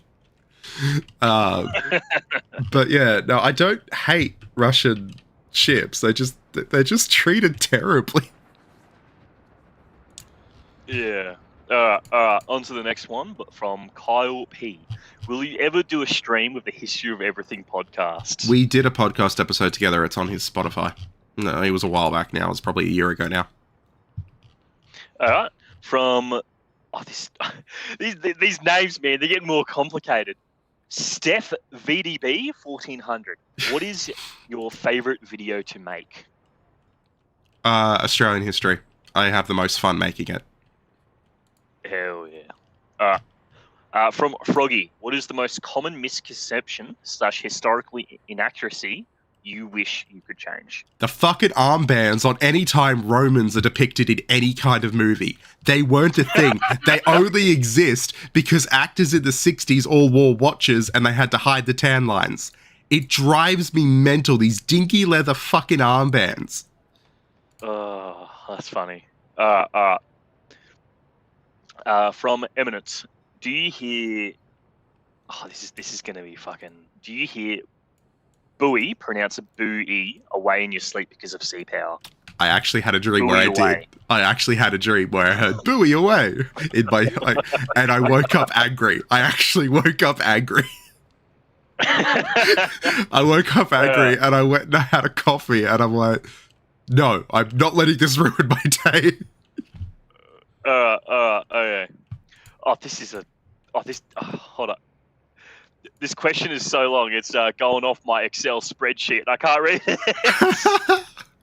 Oh no, how do I expand it? Hold up, 1 second. Technical difficulties. Someone play the technical difficulties music. I'm just gonna come back to that one. It's from Duskborn / Moth. I'm sorry. It's just, I can't edit. Alright, we'll come back to it. From Justin, what superpower would you have if you could cook? And yes, Mario counts. Invisibility, and I would do some funny shit. Oh god. See, you say invisibility, and everyone immediately goes into you're a pervert. No. I'm talking like No, that's not what I'm thinking about. That's not what I'm thinking about. Mate. I know some shenanigans you could do. I would go to I'd turn on invisibility and then I'd sneak onto a plane to Moscow and I'd wait till Putin does a speech and I'd just do things like poke him in the side of the face or just pour chocolate sauce on his head. Just really dumb shit. Just really childish pranks against world leaders. Yeah, I would do. Just unzip his fly. Yeah, I'd just in the middle of a just speech. walk up to the US president, just pants him in the middle of a speech. Just really dumb stuff. All right. From Aussie, 1812 Part 4, Great Lakes when? Also unlisting the first two in the series is cringe, by the way. Yeah, the 1812 series that was on my channel. I'll keep the Shannon and Chesapeake video on this channel. I may actually change it and move it over to the Weevils. I'm considering moving a lot of my Age of Sail content to the Weevils because it doesn't do really well on the History of Everything channel, but it does really well on the Weevil. It will do well on the Weevils channel, and there's a lot of nautical stories that I think would belong on that channel. So I may, I got to talk to Rex about it, but I may move it over there. There will be more 1812 videos, including going back and redoing the ones I removed from my actual channel. My main channel, sorry. But the Weevils channel is basically where you're gonna look in future for any kind of that comment. Jesus Christ, $200 US. Thank you so much, Torkelberger. Fuck me, mate. Jesus. Well, he's going to take you out to dinner too, apparently. He's buying me dinner with that. Fucking hell. Mate, if you give him about $10 more, he'll do anything for you. Trust me, I know. Shut up. I've seen what that mouth does. Watch, chug beer. Yeah. On to the next. Goose, did you buy the comically large Fernando Alonso cardboard cutout? I have not seen this comically large Fernando Alonso cutout, but I mean, if I had the space, I'd absolutely put it here. Mate, you don't need the space. Do it anyway. Just tape it to your roof. Wake up. He's not my favorite. Like, he's not my favorite F1 driver. That's the thing. My favorite F1 driver is Oscar Piastri. So like that would be the one that goes on my roof. Your missus fucking hate that. Holy fuck. She would. From Angus, what is your favourite piece of Australian history? If taken, then what/where is your favourite place in Australia? My favourite place in Australia. That's really tough. Favorite piece of Australian history. Oh, actually, no. I have an answer to my favorite meal before. It's the chicken schnitzel at a cafe called 17 Twists in Ngunnawal, Canberra. It is like $15. It's a massive schnitzel. Comes with chips and mushroom sauce, creamy mushroom sauce. That's my favorite meal. It's fucking amazing. It has. And I kind of want one now. You know, but it doesn't taste really fatty and oily. It's really, really good with chicken salt and the trimmings. Oh, so good. Favorite part in Australia. I get really happy when I'm in Sydney Harbour, like on the water specifically. I don't know why. I do. Like I'm not from Sydney. Yeah. It makes me happy to be on the water in Sydney Harbour. It's sort of a similar thing, like South Bank in Brisbane, near where I was born. I really like walking through there. It's really nice. Sydney Harbour though, that's a big thing. Yeah, like I don't really have specific favorite places, but places that I feel happy, if that makes sense. Like Sydney Harbour's a big one. Being in, like, not in where I grew up in Queensland, but being in Queensland, I do feel quite at peace because I'm home, if that makes sense. Yeah. But yeah, there's a few different things. For the second part of it, what is your favourite piece of Australian history? Probably it's relatively recent, but the evolution of our national identity as a convict nation that is now proud of it. That's a big thing. Oh, thank you. That's awesome. Thanks, Dad, for $20. Right. I will mix mushroom and pepper sauce. Yes, no, I do love doing that. That is actually one of my favorite sauces is pepper mushroom. From Craft and Fur, do you like planes? If so, what's your favourite commercial or military plane? Favorite commercial plane to fly on is I like Airbuses to fly on. I find the pressurizing is actually nicer in my head. I know where Turkish Halal P-Day House is. I've been there many times, Mackenzie. It's bloody good. I know it very well. No, but I do like Airbus to fly on. My favorite, like, fighter plane, well, just like other one. I mean, it's the F-111 Aardvark for jets, but I'm a bit of a normie. I like the Spitfire. I like the Brewster Buffalo. I like the Tony. It's a Japanese plane. Can't really say that too loud. It'll summon things. But yeah, there's a few other things. Like I don't really have a particular favorite plane. Just favourite types. Yeah, like different types. Yeah. On to the next one from Sentient Mattress. What is a historical subject you know for a fact that you won't cover for any reason? I actually really like this question. I was gonna say USS Liberty, but I already did that. Honestly, at this point, right now, with the way the political climate is, I will not touch Israel and Palestine. For the simple fact is, the approach I will take with it will upset everyone. Yep. Because the simple reality is, it's not just a these people are bad, these people are good. You can't punish teenage Israelis these days for the actions of their fathers and their grandfathers and their great-grandfathers, nor can you punish Palestinian children for the actions of their fathers, their grandfathers, and great-grandfathers. And that approach in itself will upset people. For the fact is that I believe that everyone there is a victim of the situation they have been born into, and that there are people who are actively making it worse when they know better. And by simply pointing out that different people are making it worse on both sides will upset people. That's not saying both sides are bad, therefore everyone's bad. That's not saying that, because someone will take that out of context already. But it's the firm As belief. mentioned earlier, Yeah. everyone is capable of great fucking evil, right? Like, Exactly. Like, everyone is capable of extreme evil, and I think people need to wake up and realize that you can't just say so-and-so is bad because Jew, so-and-so is bad because so-and-so is bad because Muslim. It's not. It's not like that at all. The simple fact is there are horrible people in the world, and they take advantage of situations for personal gain. And that is, in my opinion, what is happening there, and that's a topic that I won't cover at this state. I really wanted to, before October 7th, I wanted to cover the 1947, I wanted to cover 52, I already did 67, and I really wanted to cover 73, but right now, it's just not worth it. I think, I don't know if you've ever got plans, but for a historical subject, you probably won't cover, you don't really plan on covering much of prehistory, do you? Like, like real Neanderthal Ice Age sort of stuff. Not really, no. I mean, I want to do more ancient history, because I find it interesting. But yeah, it's not the fact that I'm worried about offending everyone, just answering my chat. Not that I'm worried about offending everyone, it's the fact I'm worried about losing my channel to mass reporting campaigns.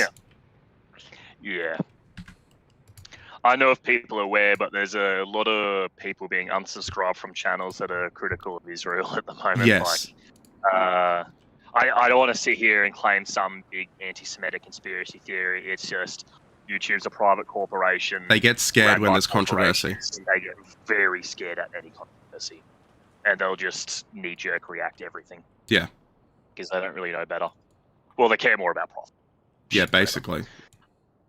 On to the next question from a German battleship enjoyer. Do you think you could make a video on the Schnarrenhorst class, the actual good German battleships? You've heard me say that I'm going to before, and I get this question all the time. Yeah, eventually I intend to do a video, and it's going to be called The Best German Battleship, and on the cover it's going to have the Bismarck, and then it's just going to cut to the Scharnhorst. Because it was actually good. I fucking love this next question, by the way. Thank you. Republic of Octania. Thoughts on the original iPhone and 2000s era Apple in general? I personally think they peaked in the 2000s. I fucking agree. He's right. Truth, nuke. 2000s, like, technology and, like, OSs and all that kind of stuff was peak. I know this is a history of everything. I'm inserting my opinion here. I want the world to know. We peaked as a society. He's not wrong. No, you're not wrong. Like, the OSs used to be way better. It used to just, like, we were talking about this before we started. Like, it just, Google feels worse now. Everything is getting slightly worse. And I want to go back to when things just worked. I actually miss the flip phone, the pre-smartphone era. Yeah. That bus is phasing through a train. The pre-smartphone era. I think we need to go back to a world where there are less smartphones, personally. Look, I honestly miss when, like, you'd log on to a fucking computer and it takes, like, 2 hours to log on, and, like, all the OS on it is, like, soft curved edges. The viruses that you'd get would just be like a butterfly floating across your screen as you're trying to download fucking games back in the 2000s and stuff. Like, it felt, at least to me, like, the whole Frutiga era aesthetic is just chef's kiss. Yeah. A lot of it is honestly, nostalgia clouding our judgments. It is. Like, I love my 4K games. Don't get me wrong. I love my 4K games. I love being able to watch the football and see the pixels on the bloody football. That's great. But I also miss the fact that you could switch off. You could turn the screen off, and the screen couldn't hurt you anymore. Back when the internet wasn't reality. Like, nowadays, internet is part of real life. Like, people say, no, it's not. No, it absolutely is. Your actions online completely reflect your actions in reality, and your actions in reality completely reflect online. Well, back then, you could separate yourself from it, and that's what I miss. I missed it a lot. Oh, me too. We're going to rant too much about it. We'll move to the next one. Anonymous. Oh, Are you going to ask? Correction. Yeah. Oh, someone asked, what is football in Oz? Look up AFL. You'll see it. It's violent. There's also rugby league. We have 2 major football codes in Australia. Well, technically there's 4, but 2 major ones. Just look up State of Origin. Yes. Queensland! Yes. That will come out when Jude comes around again. We'll all get very violent and start screaming Queensland again. Oh, God. From Anonymous. Is a video going to be made on the USS Iowa? On the what? USS Iowa. No. It's boring. All It's right, on to the so next one. boring. All right. From far now, our little German friend, what is your favorite propaganda movie? That Soviet T-30, the Russian T-34 movie we watched. It was so bad. I was going to say the same. I was thinking in my head, if he doesn't say T-34, I'm going to crash out. No, that movie was thing, so funny. A little thing we like to do is watch historical propaganda films, both American, Russian, whatever, and just drink. And the T-34 is an excellent propaganda film. It does the classic, oh, look how great Russia is. Stalinium from the T-34 does all that stuff, right? But it's a film that knows how to have fun, if that makes sense, right? Yeah, it's so It's a movie you stupid. enjoy and just have fun versus another Russian Thank you, Trekkie. propaganda film, Stalingrad. That was an evil propaganda film. That We was watched that, evil.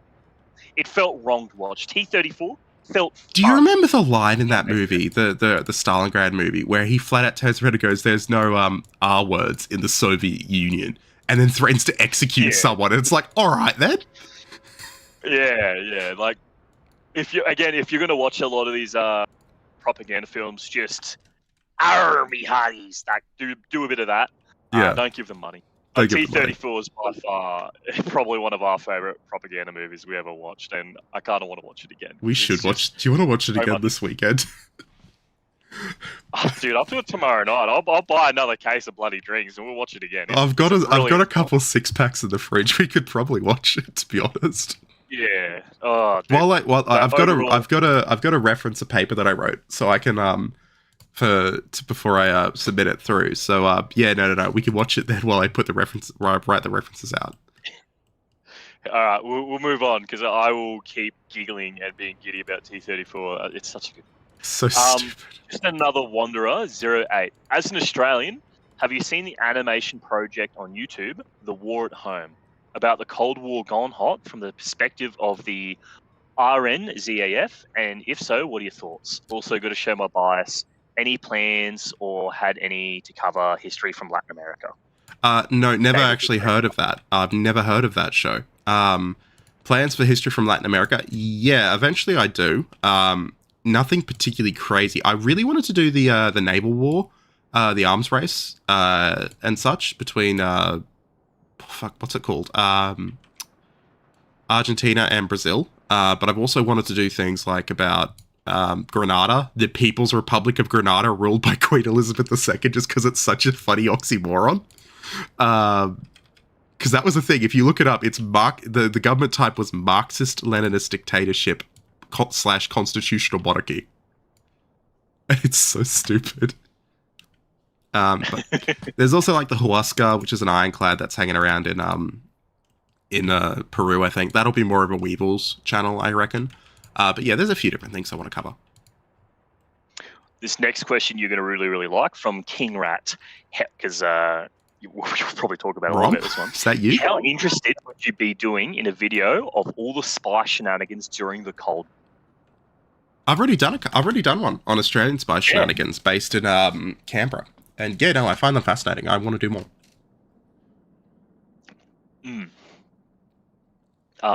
From Burn Logic, what country do you most want to visit, and which country do you least wish to visit? China. I don't want to visit China. I'll answer that first. I've been there before. I couldn't breathe. The air was so bad. I hated it. Thank you, Stu, very much. You snowbogans aren't too bad either. He's Canadian. I love calling Canadian snowbogans. It's good too. I don't know why. It makes me giggle. But yeah, no, I really want to go. I really want to go to the US, but currently just no.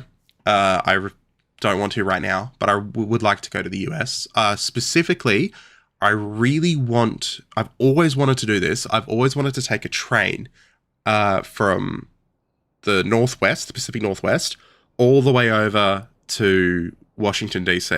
and up through to New England. I've always wanted to do that trip. My entire life I've wanted to do that. Because the Oregon Trail is fascinating. Montana is gorgeous. The Rocky Mountains sound incredible. So that's something I've always wanted to do, but it's a long way away. I've also wanted to do the Northwest Passage. The biggest dream trip of mine is to, though, start in the UK and follow the First Fleet all the way through to Australia. All right. From Benjamin Dover.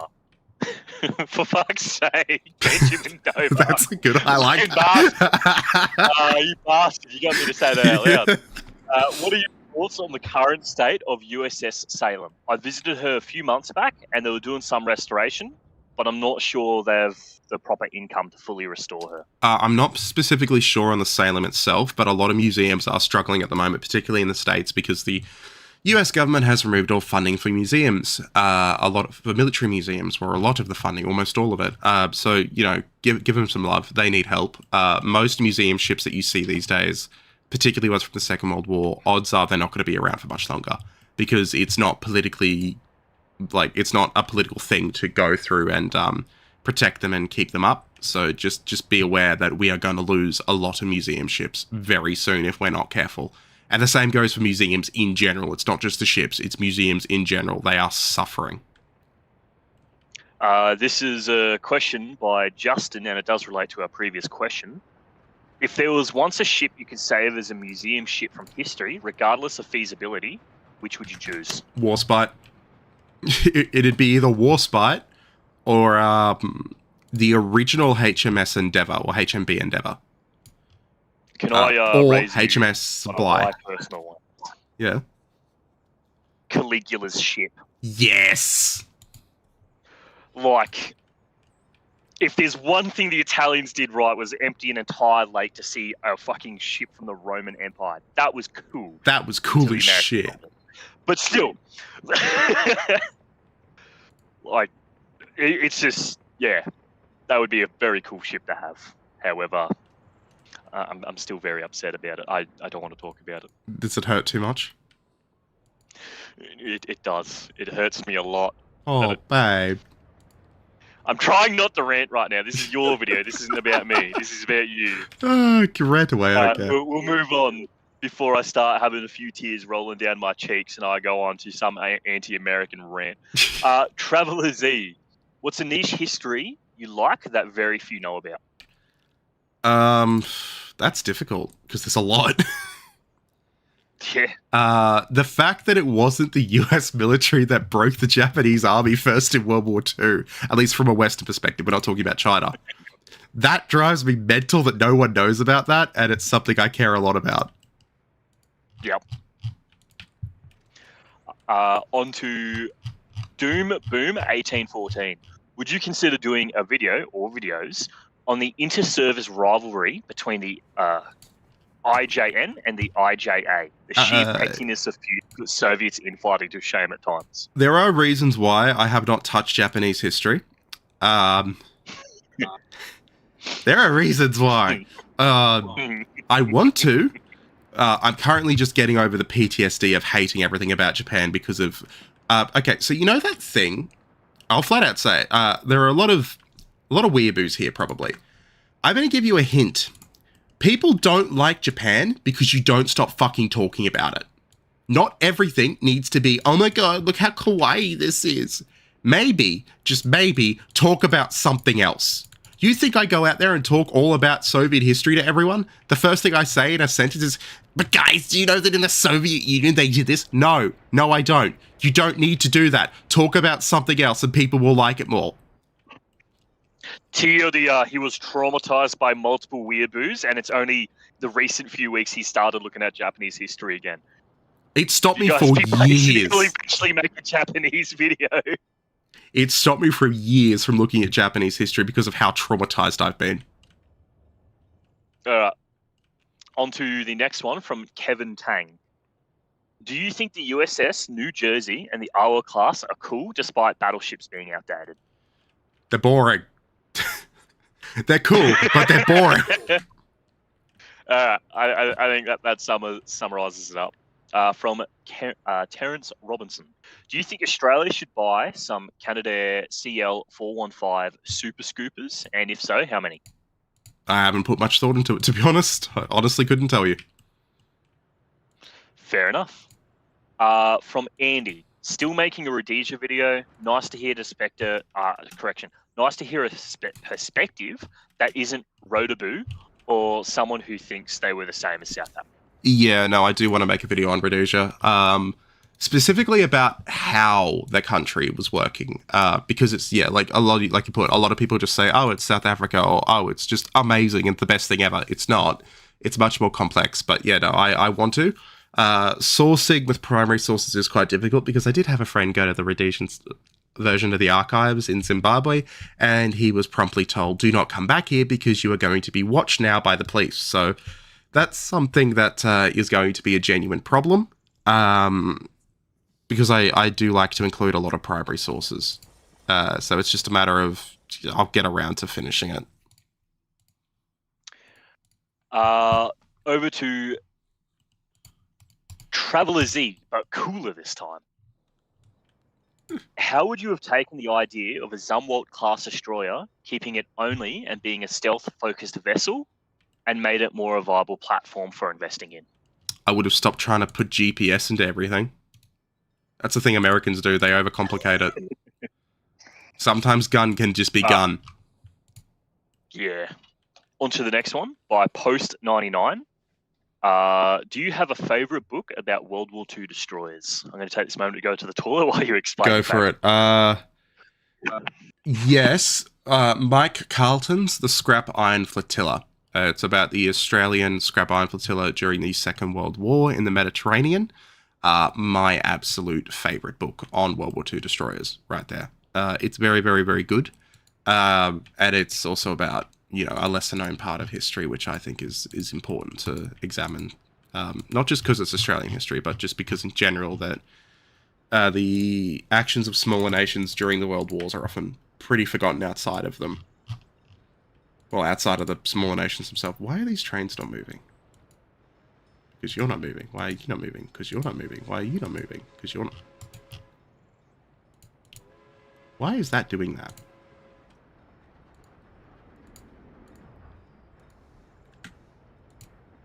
So yeah. Well, VLS does make everything better. Yes, it does.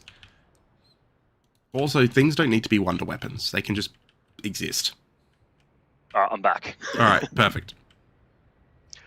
Bloody hell, I could have extinguished a bushfire like this. From German Battleship Enjoyer. Could you do a video on the Scharnhorst class of battleships? I think we already answered that.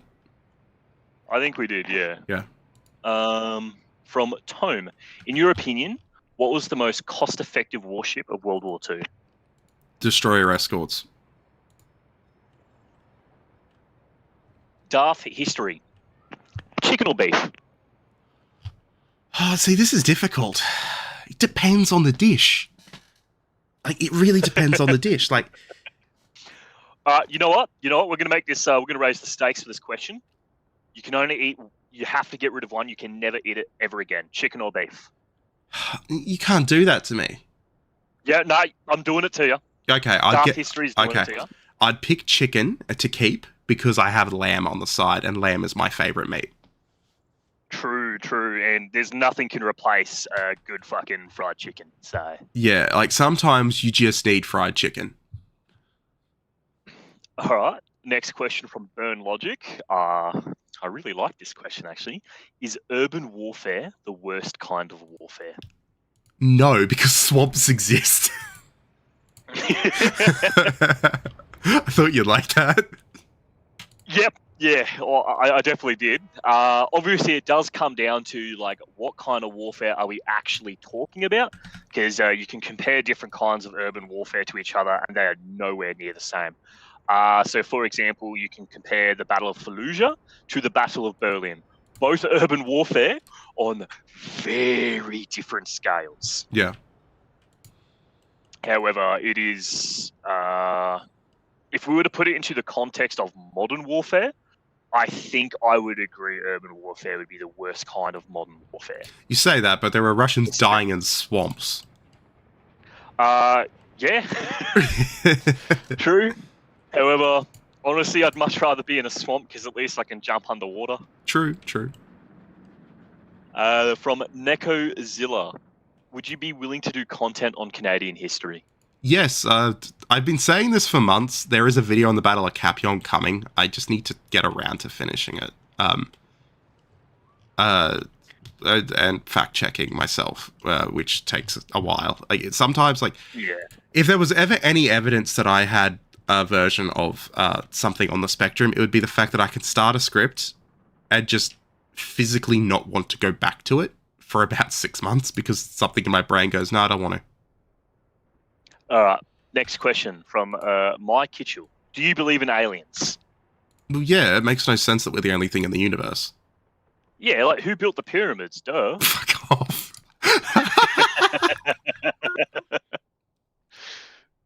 Oh, you goober. All right. Andreas, how do you feel about abbreviations for your channel being HO? Much love from Lithuania. Why do you think I picked the name? It's funny. From Anonymous. In one of the last Q&As a while ago, you mentioned for some particular reason you're not exactly keen on doing Japanese naval videos. What is said reason, and does it make a change in the future? Obviously, we've already answered that question. You know why now. Oh, fuck yeah. Local Albanian. Will you talk about the Balkans? Oh, my God. Every time. Local Albanian asks, will you talk about the Balkans more? Like, for example, Romani groups or how Albania has a weird amount of generals in the Ottoman Empire? Yes, I will talk about the Balkans more, eventually. God bless Albanians. The Balkans is on my list of things to do. I need to also do more about Romania to upset a certain someone that is a really good friend of both of ours. One of our best friends is Romanian, and making certain jokes about Romania is always fun with him. Yeah. He's also our local train autist, so he's probably listening right now. We love you. If my train video that comes out on the AA20 is inaccurate, it's his fault. Because he's fact-checking it for me. Because the man knows more about trains than I'll ever forget. All right. From Anonymous, what do you think of YouTube's new auto dub? I hate it, and they finally gave me an option to turn it off, and I've turned it off. Yay! From Moth/Duskborn, what do you think about barn owls? Like barn owl? Like the owl? Barn owls. Yeah, the bird. I hear the accent. I hear they're a hoot. All right, from Father History.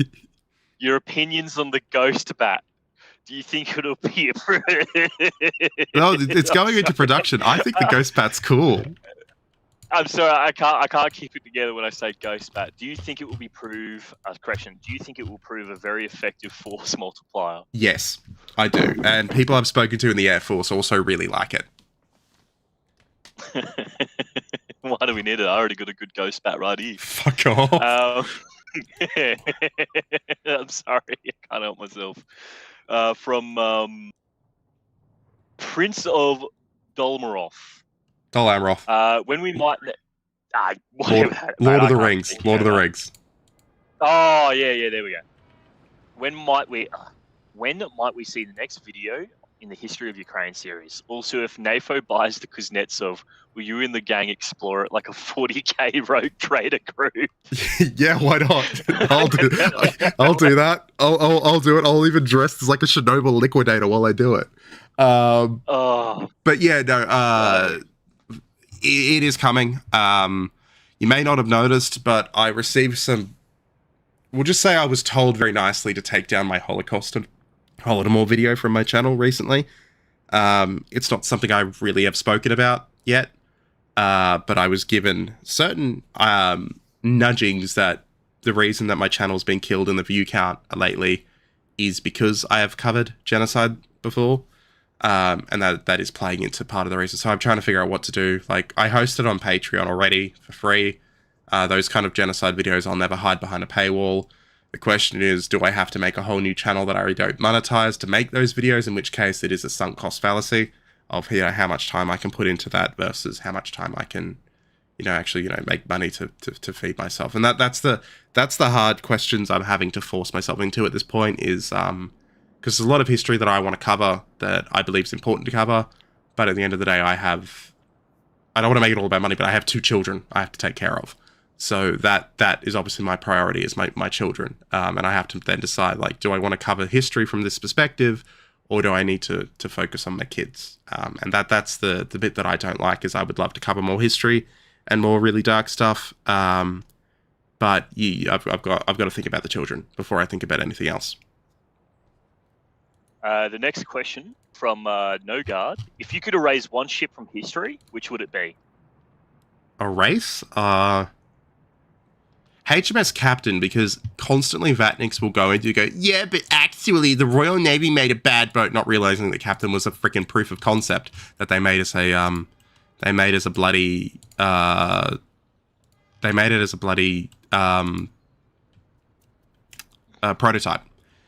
a complete prototype, and it wasn't expected to do particularly well, but because it failed, the Vatniks all like completely lose their shit over going, yeah, but see how bad the Royal Navy is. And it's with that voice usually too. So, you know, that one. 1 second.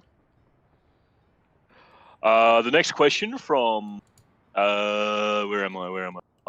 Tome again. Currently, what do you think will be the region that sparks the next world conflict or crisis? For example, the Balkans for world. Probably the Baltic states. If NATO doesn't buck up and do something about Russia's incursions. Yeah, probably the Baltic states. Yeah. It's always the Baltics or Balkans, every time. Yeah, either that at least for Europe. Or, wild card, the Indo-Chinese Peninsula. Is that, or India and China kick something off? Well, see, China does something I really say stupid. I say Indo-China because I can see China trying to fuck with Vietnam. Yeah, and that would kick off because Cambodia would get involved, and then Thailand would get involved, and then you can spiral from there. Actually, I think it's probably likely Thailand. Thailand and Cambodia are kind of kicking off at the moment, so that might spark. Because I think, like, if hypothetically, if World War III does happen right around the corner, it's not going to be from like one event that we keep like.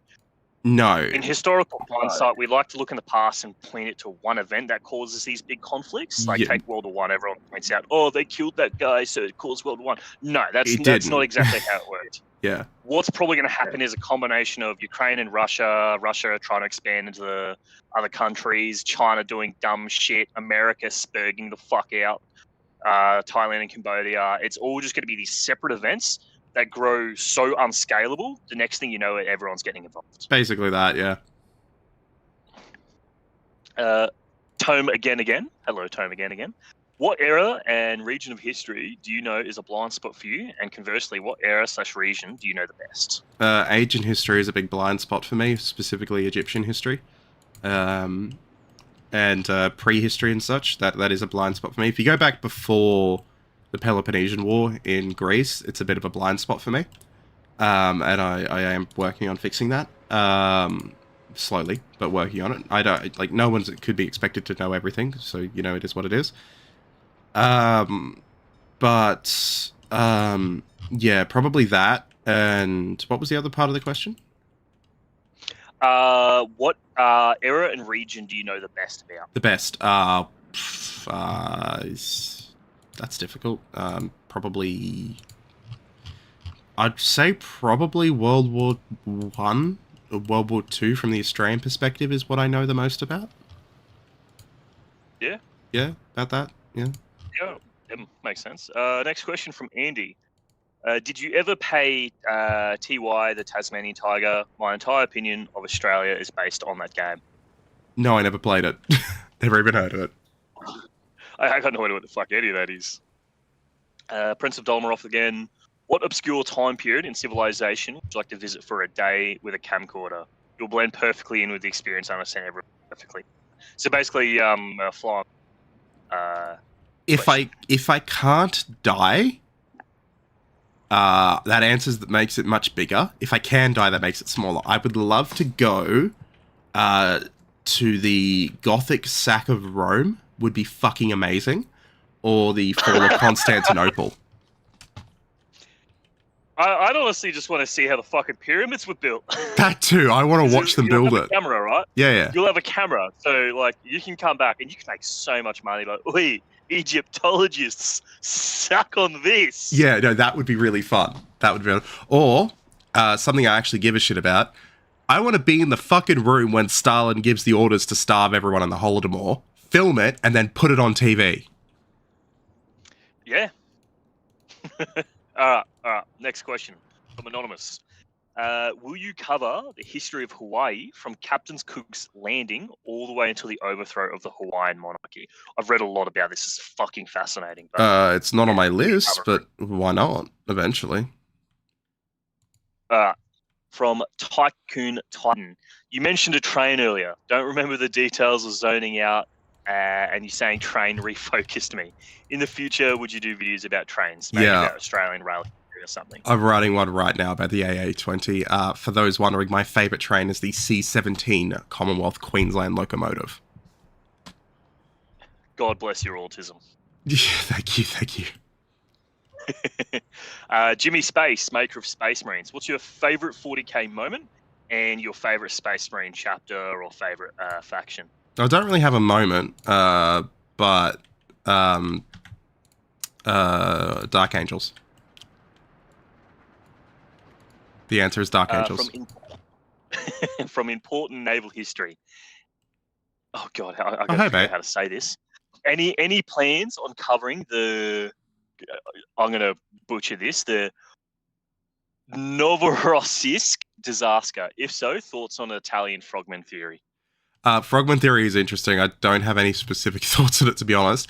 But Novorossiysk is a Soviet battleship that fucking exploded, killing most of its crew. My patrons paid. Really? I had a bunch of I offered it as a donation goal when I put out my video on the Royal Sovereign, and it was met in like 10 minutes. So, like, yeah, I have to do it. It's on my list. From Noodle. If you could choose any ship from any time in history turned into museum ship, what would it be and why? I think we did that already. Yeah, we already kind of answered one. From Marcus.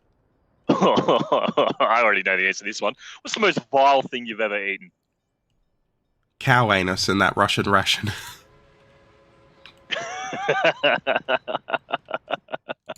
How many we got left?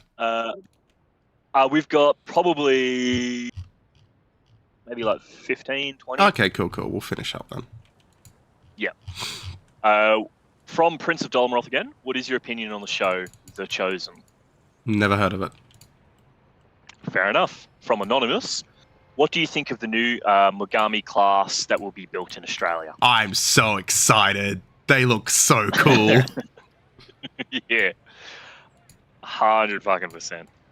The next question from Terrence Robinson. Any updates on Cap Yong or the Princess Patricia's Canadian Light Infantry video that you were interested in? Not yet. I need to go back and it's on my list of things I just need to go back and do. And with everything that's happened lately with YouTube and its algorithm shit, to be honest, I've not had much motivation to do long-term projects because things aren't going too hot with YouTube right now. Yeah. From John, what's your favorite and most hated battles in a movie? I hate any depiction of fucking D-Day lately. Because it's just, oh, look at America, we did everything. And it completely ignores Canada or Britain. Drives me fucking mental. Vietnam as well. It always turns into the soppy, tell my wife I love her shit. And it's like, I know what you're doing here. Or it's like, I'm proud to die for my country shit. You know, like We Were Soldiers. Pisses me off constantly. It just, there's just a severe lack of actual effort put into a lot of movies lately. And it, like, the I think one of my stereotypes. definitely most hated is anytime portrayals of Afghanistan, it is always just desert sand people screaming, oh, blah, blah, blah. It's always just, oh. Right. It's, like, there's just a lot, Terrible. like, it's not as simple as people think it is. Like, that's the biggest thing. It's not just some simpleton, dumb shit. Like, these are actually people. And if you think they're actual people, they'd stop killing you so well. What is your favorite historical battle in a movie, though? We've definitely said a bunch of ones we don't like. I like. So it's not actually a battle that happened, but the final confrontation in Master and Commander is probably the best depiction of naval combat I've ever seen during the Age of Sail and what raking fire can do to a ship. Ooh. Yeah, probably that. On to the next question from Dalmoroth again. How revered is Steve Irwin in Australia? He is God. Yeah. We pray at He his is our altar. Lord Saviour. Crocodile Christ. Oh, the Charge of Bathsheba, that's a next. great video. Yeah, that's a great movie pick. Yeah. Also, yes, Rex, Master and Commander is the best naval movie. Hence the reason we watched it when we were in Cairns together. From Etho7, I'm probably going to butcher this again, my apologies. How keen are you for Piastri to break the streak and bring championship back to Australia? Don't Also, Tasmania's jinx it. beautiful and full of boat history. I know, I really want to go to Tassie. But don't fucking jinx it. I'm not saying anything more on Oscar, but he better win. From Magpie, do you think you'll make a video on the REN's old aircraft carriers? Yeah, eventually. Like, eventually. Like, it's on my list of things to do. All right. From Dolmoroth again, have you seen the unbiased history of Rome on YouTube? And if so, what do you think of it? Primo shitpost or cringe? Never heard of it, but the fact you're saying it like that makes me scared. All right. I've seen it. I can definitely say I'm a big fan. I'm going to get you to watch that later because it is pretty good. The entire point of it is it's called Unbiased History of Rome, while speaking of all of Rome's history from the perspective of the Romans. Okay, so it's rather not... than perspective of historians. So it's an elaborate shitpost. That's okay. really, really enjoyable. I thought we were talking like they... Zoomer historian, the Romans never did anything wrong kind of shit. No. It's a big shitpost.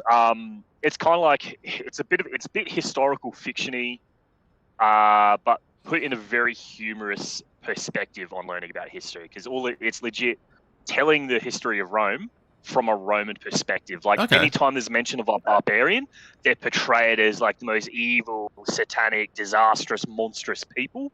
Well, like they legit use chads and wojaks to portray people. I fuck with that. No, I fuck with that. That's anytime funny. There's a Roman, they're like a chad. If it's a Roman, he's all right. He's a wojak. And at any time it's like a barbarian, there's some evil-looking wojak or some fucking incel-looking dude. It's a primo shit. It's pretty funny. I fuck with that. That's funny. Yeah, right. I'll watch that. Terrence Robinson asks, do you think you could do a video on Igor Guzenko, the man who started the Cold War when he defected to Canada on September 5th, 1945, 2 days after Japan signed the peace treaty? I mean, I could. It's not really on my to-do list. And yes, Pig, we should do a video on Dresden eventually. But yeah, no, that's not really on my list of things to cover. But I mean, I could, I guess. All right. 2009 Pontiac G8. Thoughts on Pontiac? GM needs to bring them back. I thought they looked cool. I'm not really a car person, but I thought they looked cool. And yes, from the super chat in the chat, thank you for the 10. And the information age, I don't think is a mistake. It's the fact that people figured out so quickly how to use misinformation and no one gives a shit about getting the real stuff. That's the problem. Valid. Prince of Dolmoroth again. Man, you got a lot of questions. What's your favourite series on YouTube that you watch for giggles? That's difficult. I will say it depends on my mood. If I'm feeling particularly pissy and I need something to just make me laugh, I will actually go through and watch one of Laserpig's videos because I find him fucking hilarious, and if I need to laugh and I feel shit, I will actually watch him. It's a bit weird now because he's a friend of mine, and it's strange to have ever since I watched his video on How to Kill a God, that was that video. I watched it when we were together in Ukraine, so I would pause it and I'd ask him questions every few minutes, and I'd be like, what the fuck did you mean by this? So I catch myself in his long videos actually going to ask him questions, and then I have to stop And I go, hang on, no, he's not 5 feet from me. He's in Scotland. So yeah, there's that. So I do actually struggle sometimes with his longer videos, and it will sometimes end in me getting annoyed because I'm like, wait, no, you have to stop pausing. It's just a mental thing I do. But if I really just want to laugh, and and I'm feeling in a good mood already, before I go into it, I will probably put on one of Lord Hardthrash's videos because they sound just funny to me. But they also cover a lot of topics I don't really look at, like the Bomber War, or the Burma War. My guilty pleasure, though, is I'm a massive fan of really shitty cop shows. like Law and Order SVU, like the first 12 seasons. I will watch that in the background just because it's white noise, if that makes sense. It's complete white noise, and it doesn't bug me so much. I like shitty white noise cop shows. Like they sort of just they slow the world down, if you will. Or just waiting for a mate. Oh god, yeah, no, stuff like that too. Like Australian bloody border security. Like it just sort of slows the brain down, sort of compartmentalizes that kind of stuff. On to the next question from Traveller Z, but probably gone when you read this. You're cute. History of everything. Ever wanted to do a video on Australian horse racing? Know any cool horses that Australia has produced, and which? No, I don't play Umamusa. That word. Why would you say that? Yeah, I will eventually I can do something on Farlap eventually. I mean, I can go and see his literal heart. Farlap's heart is in the Australian museum, not far from where I live, covered in preserved in wax. Like I can go and see it. I think maybe it's like honey or something. It's preserved in like an orange thing in a wall in a hole at the Australian National Museum. Like you can just go and see Farlap's heart. I've seen it myself. It's a big fucking horse heart. It's just weird looking too. It's huge, right? It's like the size of my head. It's bigger, bro, and you've got a pretty big fucking noggin. It's fucking massive, but yeah. Yeah. The big ones hurt, though. On to the next question. Small E, Big E, what's your favourite museum ship? HMAS Castle, mate. It's just kept in amazing condition. It's down in Melbourne. On to the next one. Anonymous. For someone who thinks about pursuing a Masters in Histories, what are your thoughts and experiences doing so? What should someone keep in mind, and pros and cons in your opinion? You will not sleep. The academic world is full of assholes. Be expected to be looked down upon just because you exist. But don't let it stop you. Just do your thing. Don't worry too much about what others constantly think. Just do your thing. All right. From Carrie, will you talk about the aardvark or poke Laserpig until he does? Falcon already did it. We shouted at him. Bug Falcon. Anonymous. But no, eventually, like, people have asked me to do videos about the Australian procurement of the aardvark, and yeah, eventually, probably. From Anonymous, would you do a video about a lesser-known Imperial Navy, the Austro-Hungarian Navy? Ooh. I feel like I have. I did the Battle of Lissa, yeah. Oh, yeah. Traveller Z, but sleepy. Don't know if this is too touchy, but what do you think of the current Pope so far? I got no problems with him. I think he's pretty chill. Yeah. From Brigago, any plans on doing Spanish Civil War videos? Yes. Eventually, yes. The Spanish Civil War is so fucking interesting. It's so high on my list of things to do. I'm sure people have already heard about him, but you got like the insane stuff came out of the Civil War, like Garbo and all, like people like him is just insane. From Prince of Dolmaroth, again, very curious fellow. Who, in your opinion, has the most badass trains? Any plans on covering the big boy? My favorite train is... So I have two favorite trains.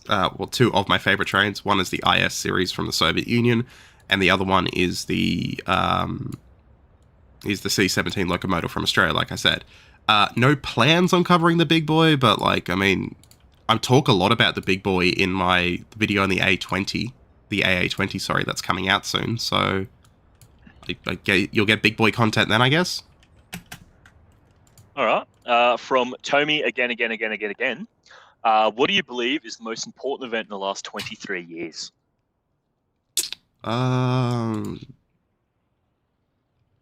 Fuck. I will say, I think the fall of the US from the position of world power, sole world power that is respected by everyone, to what it is now, is probably going to be the biggest event. Nah, that's fair. From like- Poo Poo PP. Just would on you rather that, have unlimited? just on that quickly, like, people are going to say all the time, the US is just as powerful as it always was. No, it's not. The respect that the US holds now in terms of the world is so small that it's not good. Like, yeah. Look, there is one thing I'll add to it. Say what you will about Henry Kissinger. If there was one thing he was fucking correct about, is that respect is an incredibly important fucking part of your country. Yes, it is. And the US has lost that, and it will not come back for a very long time. And the drop-off will need to be studied. World War III happens. Yeah. And it depends on what side they're on. Yeah. The next question from Poo Poo PP. Would you rather have unlimited bacon but no more games, or games unlimited but no games? Oh, fuck. You say no games? No games. That's a fucking wacky ass question. Wait, so I get bacon? No, just quick. So I get bacon but no games. Yep, or games unlimited but no games. Doesn't make any sense. I mean, we'll just move on. Okay. I mean, I'm guessing he's asking would I pick bacon or games. Well, yeah, we'll just go with that. I mean, I can sacrifice bacon because there are things like pancetta, which I can fry like bacon, which is a good bacon substitute. True. You're on something. From Carrie, what are your thoughts on the Philadelphia experiment urban legend?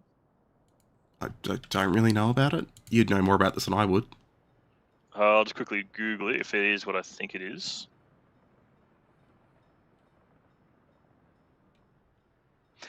So the Philadelphia experiment is an urban legend about the secret 1943 US Navy experimenting involving the USS Eldridge that allegedly made the ship invisible to radar and teleported it between Philadelphia and Norfolk, Virginia. All right. So essentially, it's bullshit. Do you think Americans invented teleportation technology in World War II? Well, believe it or not, no. All right. From Walter, fucking wacky European road rich name. Thoughts on the Bernina rail line? I don't know anything about that. Fair enough. I'll say, people, stop putting in weird European and Asian words. I can't pronounce them. You're making me feel like I'm retarded. All right. From Lucinda. What was Australia's most embarrassing military procurement decision? Oh. The Hawkeye. Oh. Hawkeye's pretty bad. I will give from personal experience and hearsay, a lot of the problems with the Hawkeye have been ironed out. Yeah. But there are other things that I'm probably not allowed to talk about that is a massive embarrassment. I will give you a hint. It has to do with Australia buying Israeli spyware and got spied on by Israel. That's all I'm going to say. Yes. Yeah, that was pretty bad. That was really fucking bad. That was actually really fucking bad. Moving on. Terrible procurement decisions. The Navy's made some questionable fucking choices in the past. When it comes to warships, like they probably shouldn't have picked all the fucking Spanish ones that they did. Because they cost a lot. And they're not as good. Oh, the Arafura class patrol boats, the things that the offshore patrol vessels, they're dog shit. We should have never bought them. Yeah. Anything else you want to add to it, or we'll move on? Not that I could think of. From Walter Rowridge, wacky. Stop with these European names, man.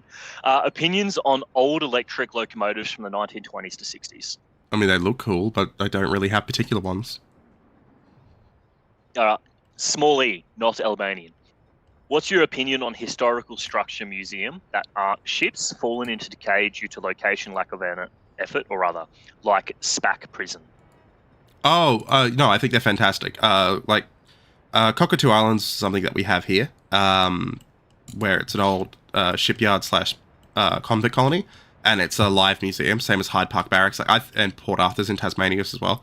I think we absolutely need to have location museums because they show off a lot to people about, you know, how life was then versus, you know, what we think life was then. I think a good example is in Melbourne. There's this massive prison that's Melbourne jail. basically been like 80% demolished. Parts of it has turned into things like, you know, restaurants and cafes, but they still keep around parts of the old prison that you can do proper like tours through that haven't been changed. And out in the courtyard, it still shows where all the prisoners would line up every morning by their jobs. I think that's a good example of like, you know, preserving history, but still trying to like, you know, keep it for other means, if that makes sense. Same. No, I think it's a great example. Yeah, Noodle, what is your most played game? And if you know, how many hours have you played it? Boot up Steam, mate. Show them your autism. No, because I can't because of all the NSFW games you fucking put in my Steam. Whoopsies. You put 50 freaking Futanari games on my Steam. Hey, you accepted the gift, mate. That's not my fault. Most played is... It says Hoi 4, but I doubt it. I would say World of Warships. I have a lot of hours in that from when I was a teen. The Godfather on PS2. It doesn't record hours, unfortunately. There's just a lot. Rome 2, I've got about 4,000 hours in. That kind of stuff. Oh, God. Oh, Jesus Christ. That's not your most played game. You got 4,000 hours. Fucking hell, Wait, mate. let me just double check. Yeah, no, Rome 2. Yeah, Rome 2 is the big one. Rome 2, 4,000 hours. And 2,000 hours on 2,000 hours on Attila Total War. God bless your autism. Yes. I'm not kidding. He sent me 50 Futanari games. Yeah, it's funny as hell. Not all of them are Futanari. Some of them are Femboy. And my stepmom is a femboy. That was that one, yeah. Yeah. A lot of those. They were cheap and they were on sale, so I thought it'd be funny. In my he hasn't defense, played them yet, which is a bit disappointing. In my probably defense, turn Steam off if we can. Rome 2 is over 10 years old. It's about 12 years old, and I played it a lot. Yeah, Rex, we're on similar paths there. Yeah. Prince of Dolmaroth, again, last question. If you watch Unbiased History of Rome, will you live stream it so we can giggle along with? No, I don't do reaction content, other than like that one Zoomer historian thing. From Carrie, who wins in a fight? All the emus in Australia or the Russian army? Emus. It's not even a question. The Russians won't have enough fucking ammo. Yeah, like that's the thing. Like, I don't think anyone has enough ammunition to kill those fuckers. Yep. Terence Robinson, have you seen Canada's new POW camp in Churchill, Manitoba, that doubles as a polar bear jail? What? That is the most Canadian thing I've ever heard. Oh, we've got a POW camp, but it's also a polar bear jail. That's very on brand for Canada, I'm not going to lie. Yeah, fucking oath. If the POW start misbehaving, they get fed to fucking polar bears. Yeah, that's very Canadian. It is. I'm like, your friend Pal throws them in the fucking polar bear chamber. From Terence Robinson. Have you seen? Correction. Sorry, my apologies. I'm reading the wrong spot. From Nirvana, the band, the show. Have you ever watched Apollo 18? No. I thought you meant a 13, but no, I haven't. From Flying Rose, what is your favourite James Bond movie and Bond actor? This is difficult. This is very difficult. Elaborate. I'm a big James Bond fan. I obviously recognise there are some problems with it. Like, the first few James Bond movies are very rapey.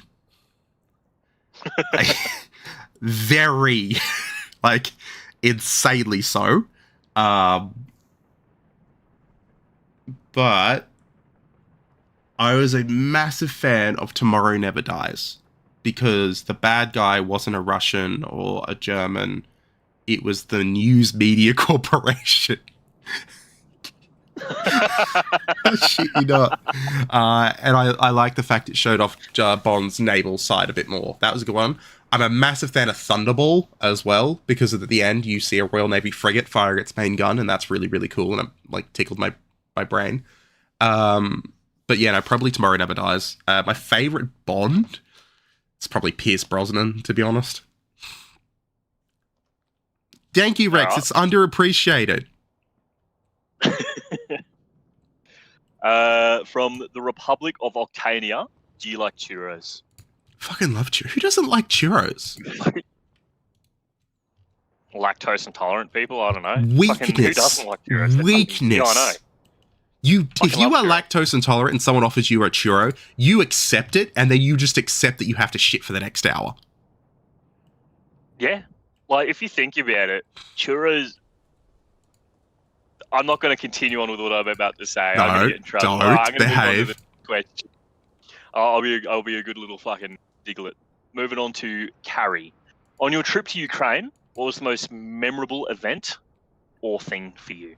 What was the most memorable event during your time in Ukraine, basically? Like it'd be easy to say like Chernobyl, Pripyat, all that kind of stuff. It was incredible, but there was a little girl who was disabled at the Vilshani care home, and I gave her a chocolate, and the joy in her eyes was just the most amazing thing on the planet.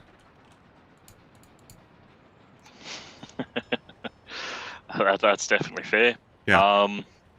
We've got a few more questions coming in, but we're getting to the last of them. So if they get entered, they get entered. If not, they're not. Yep. From Anonymous, do you prefer Katobar, STOVL, or Stobar aircraft carrier? I do not care. Carrier is carrier. Different things do different things. In really heavy weather, ski ramps tend to work a bit better. In softer weather, Katabar gets more shit in the air quicker. Like I do not give a shit. The next one, also from an Anonymous. How much damage do you think Elon has done to the reputation of electric cars? Oh, it's fucked. Like, yeah. At least in the West. If you've seen the Chinese EV, it's exploding. Yeah, no, he's ruined electric cars in the West. Yeah. It made the brand all about himself, and since he attached himself to the brand, and he's gone out and just did really stupid shit. Yep. And the final question we have, it doesn't look like we've got any more coming in, from Fuckface. Do you like Bionicles? Oh, fuck, that's been a long time since I've heard that. Jeez, do you remember Bionicles? Like Bionicles? No, I haven't heard of Bionicles. I remember Bionicles. It's been so long. I think about it like maybe once a week. Yeah, but that tracks for you. I have not heard of like thought about Bionicles in years. What's your favourite Bionicle? I don't remember their names. It's been so long. I had a blue one. That was really cool. Fuck me, Bionicles. That's a hot minute right there. 100%. Oh, Jesus. Now I'm thinking about Bionicles.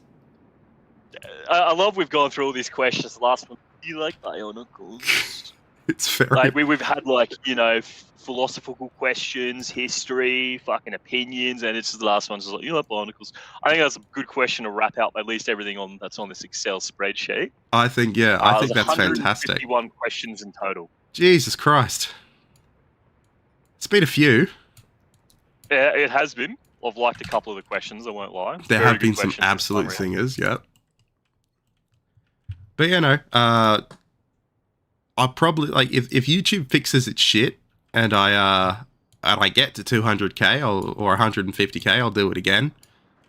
But yeah, no, thank you everyone for asking away, and thank you for the people who have donated specifically during the stream, but always, and patrons as well. It does mean a lot. Like, as it stands, Patreon is the future of the channel, with what YouTube is doing, with the income. Doing the math, if Patreon stays the way it is. I could probably make YouTube work for the foreseeable future. But yeah, no, I just want to say thank you, everyone. And thank you for Matilda for joining me for this incredibly long stream. It's been, what, 3-4 hours? Wait, what the fuck? It's been a while. It's 2 PM nearly. Oh, God. I know. I'm hungry. Oh. Hello, hungry. I'm hungry too. Maybe I should get a HSP. I got some leftover KFC because I'm a fat piece of shit. Oh, what'd you get? Boneless dinner. You know what? That's a good thing. I like the boneless dinner. Yeah, it is a very good. Wait, what's everyone's favorite KFC meal? Yeah. That's all good, Rex. Everyone give us your favorite KFC order in the chat. If you pick a Zinger box, I know you're an Australian, be a bit more original. Yeah.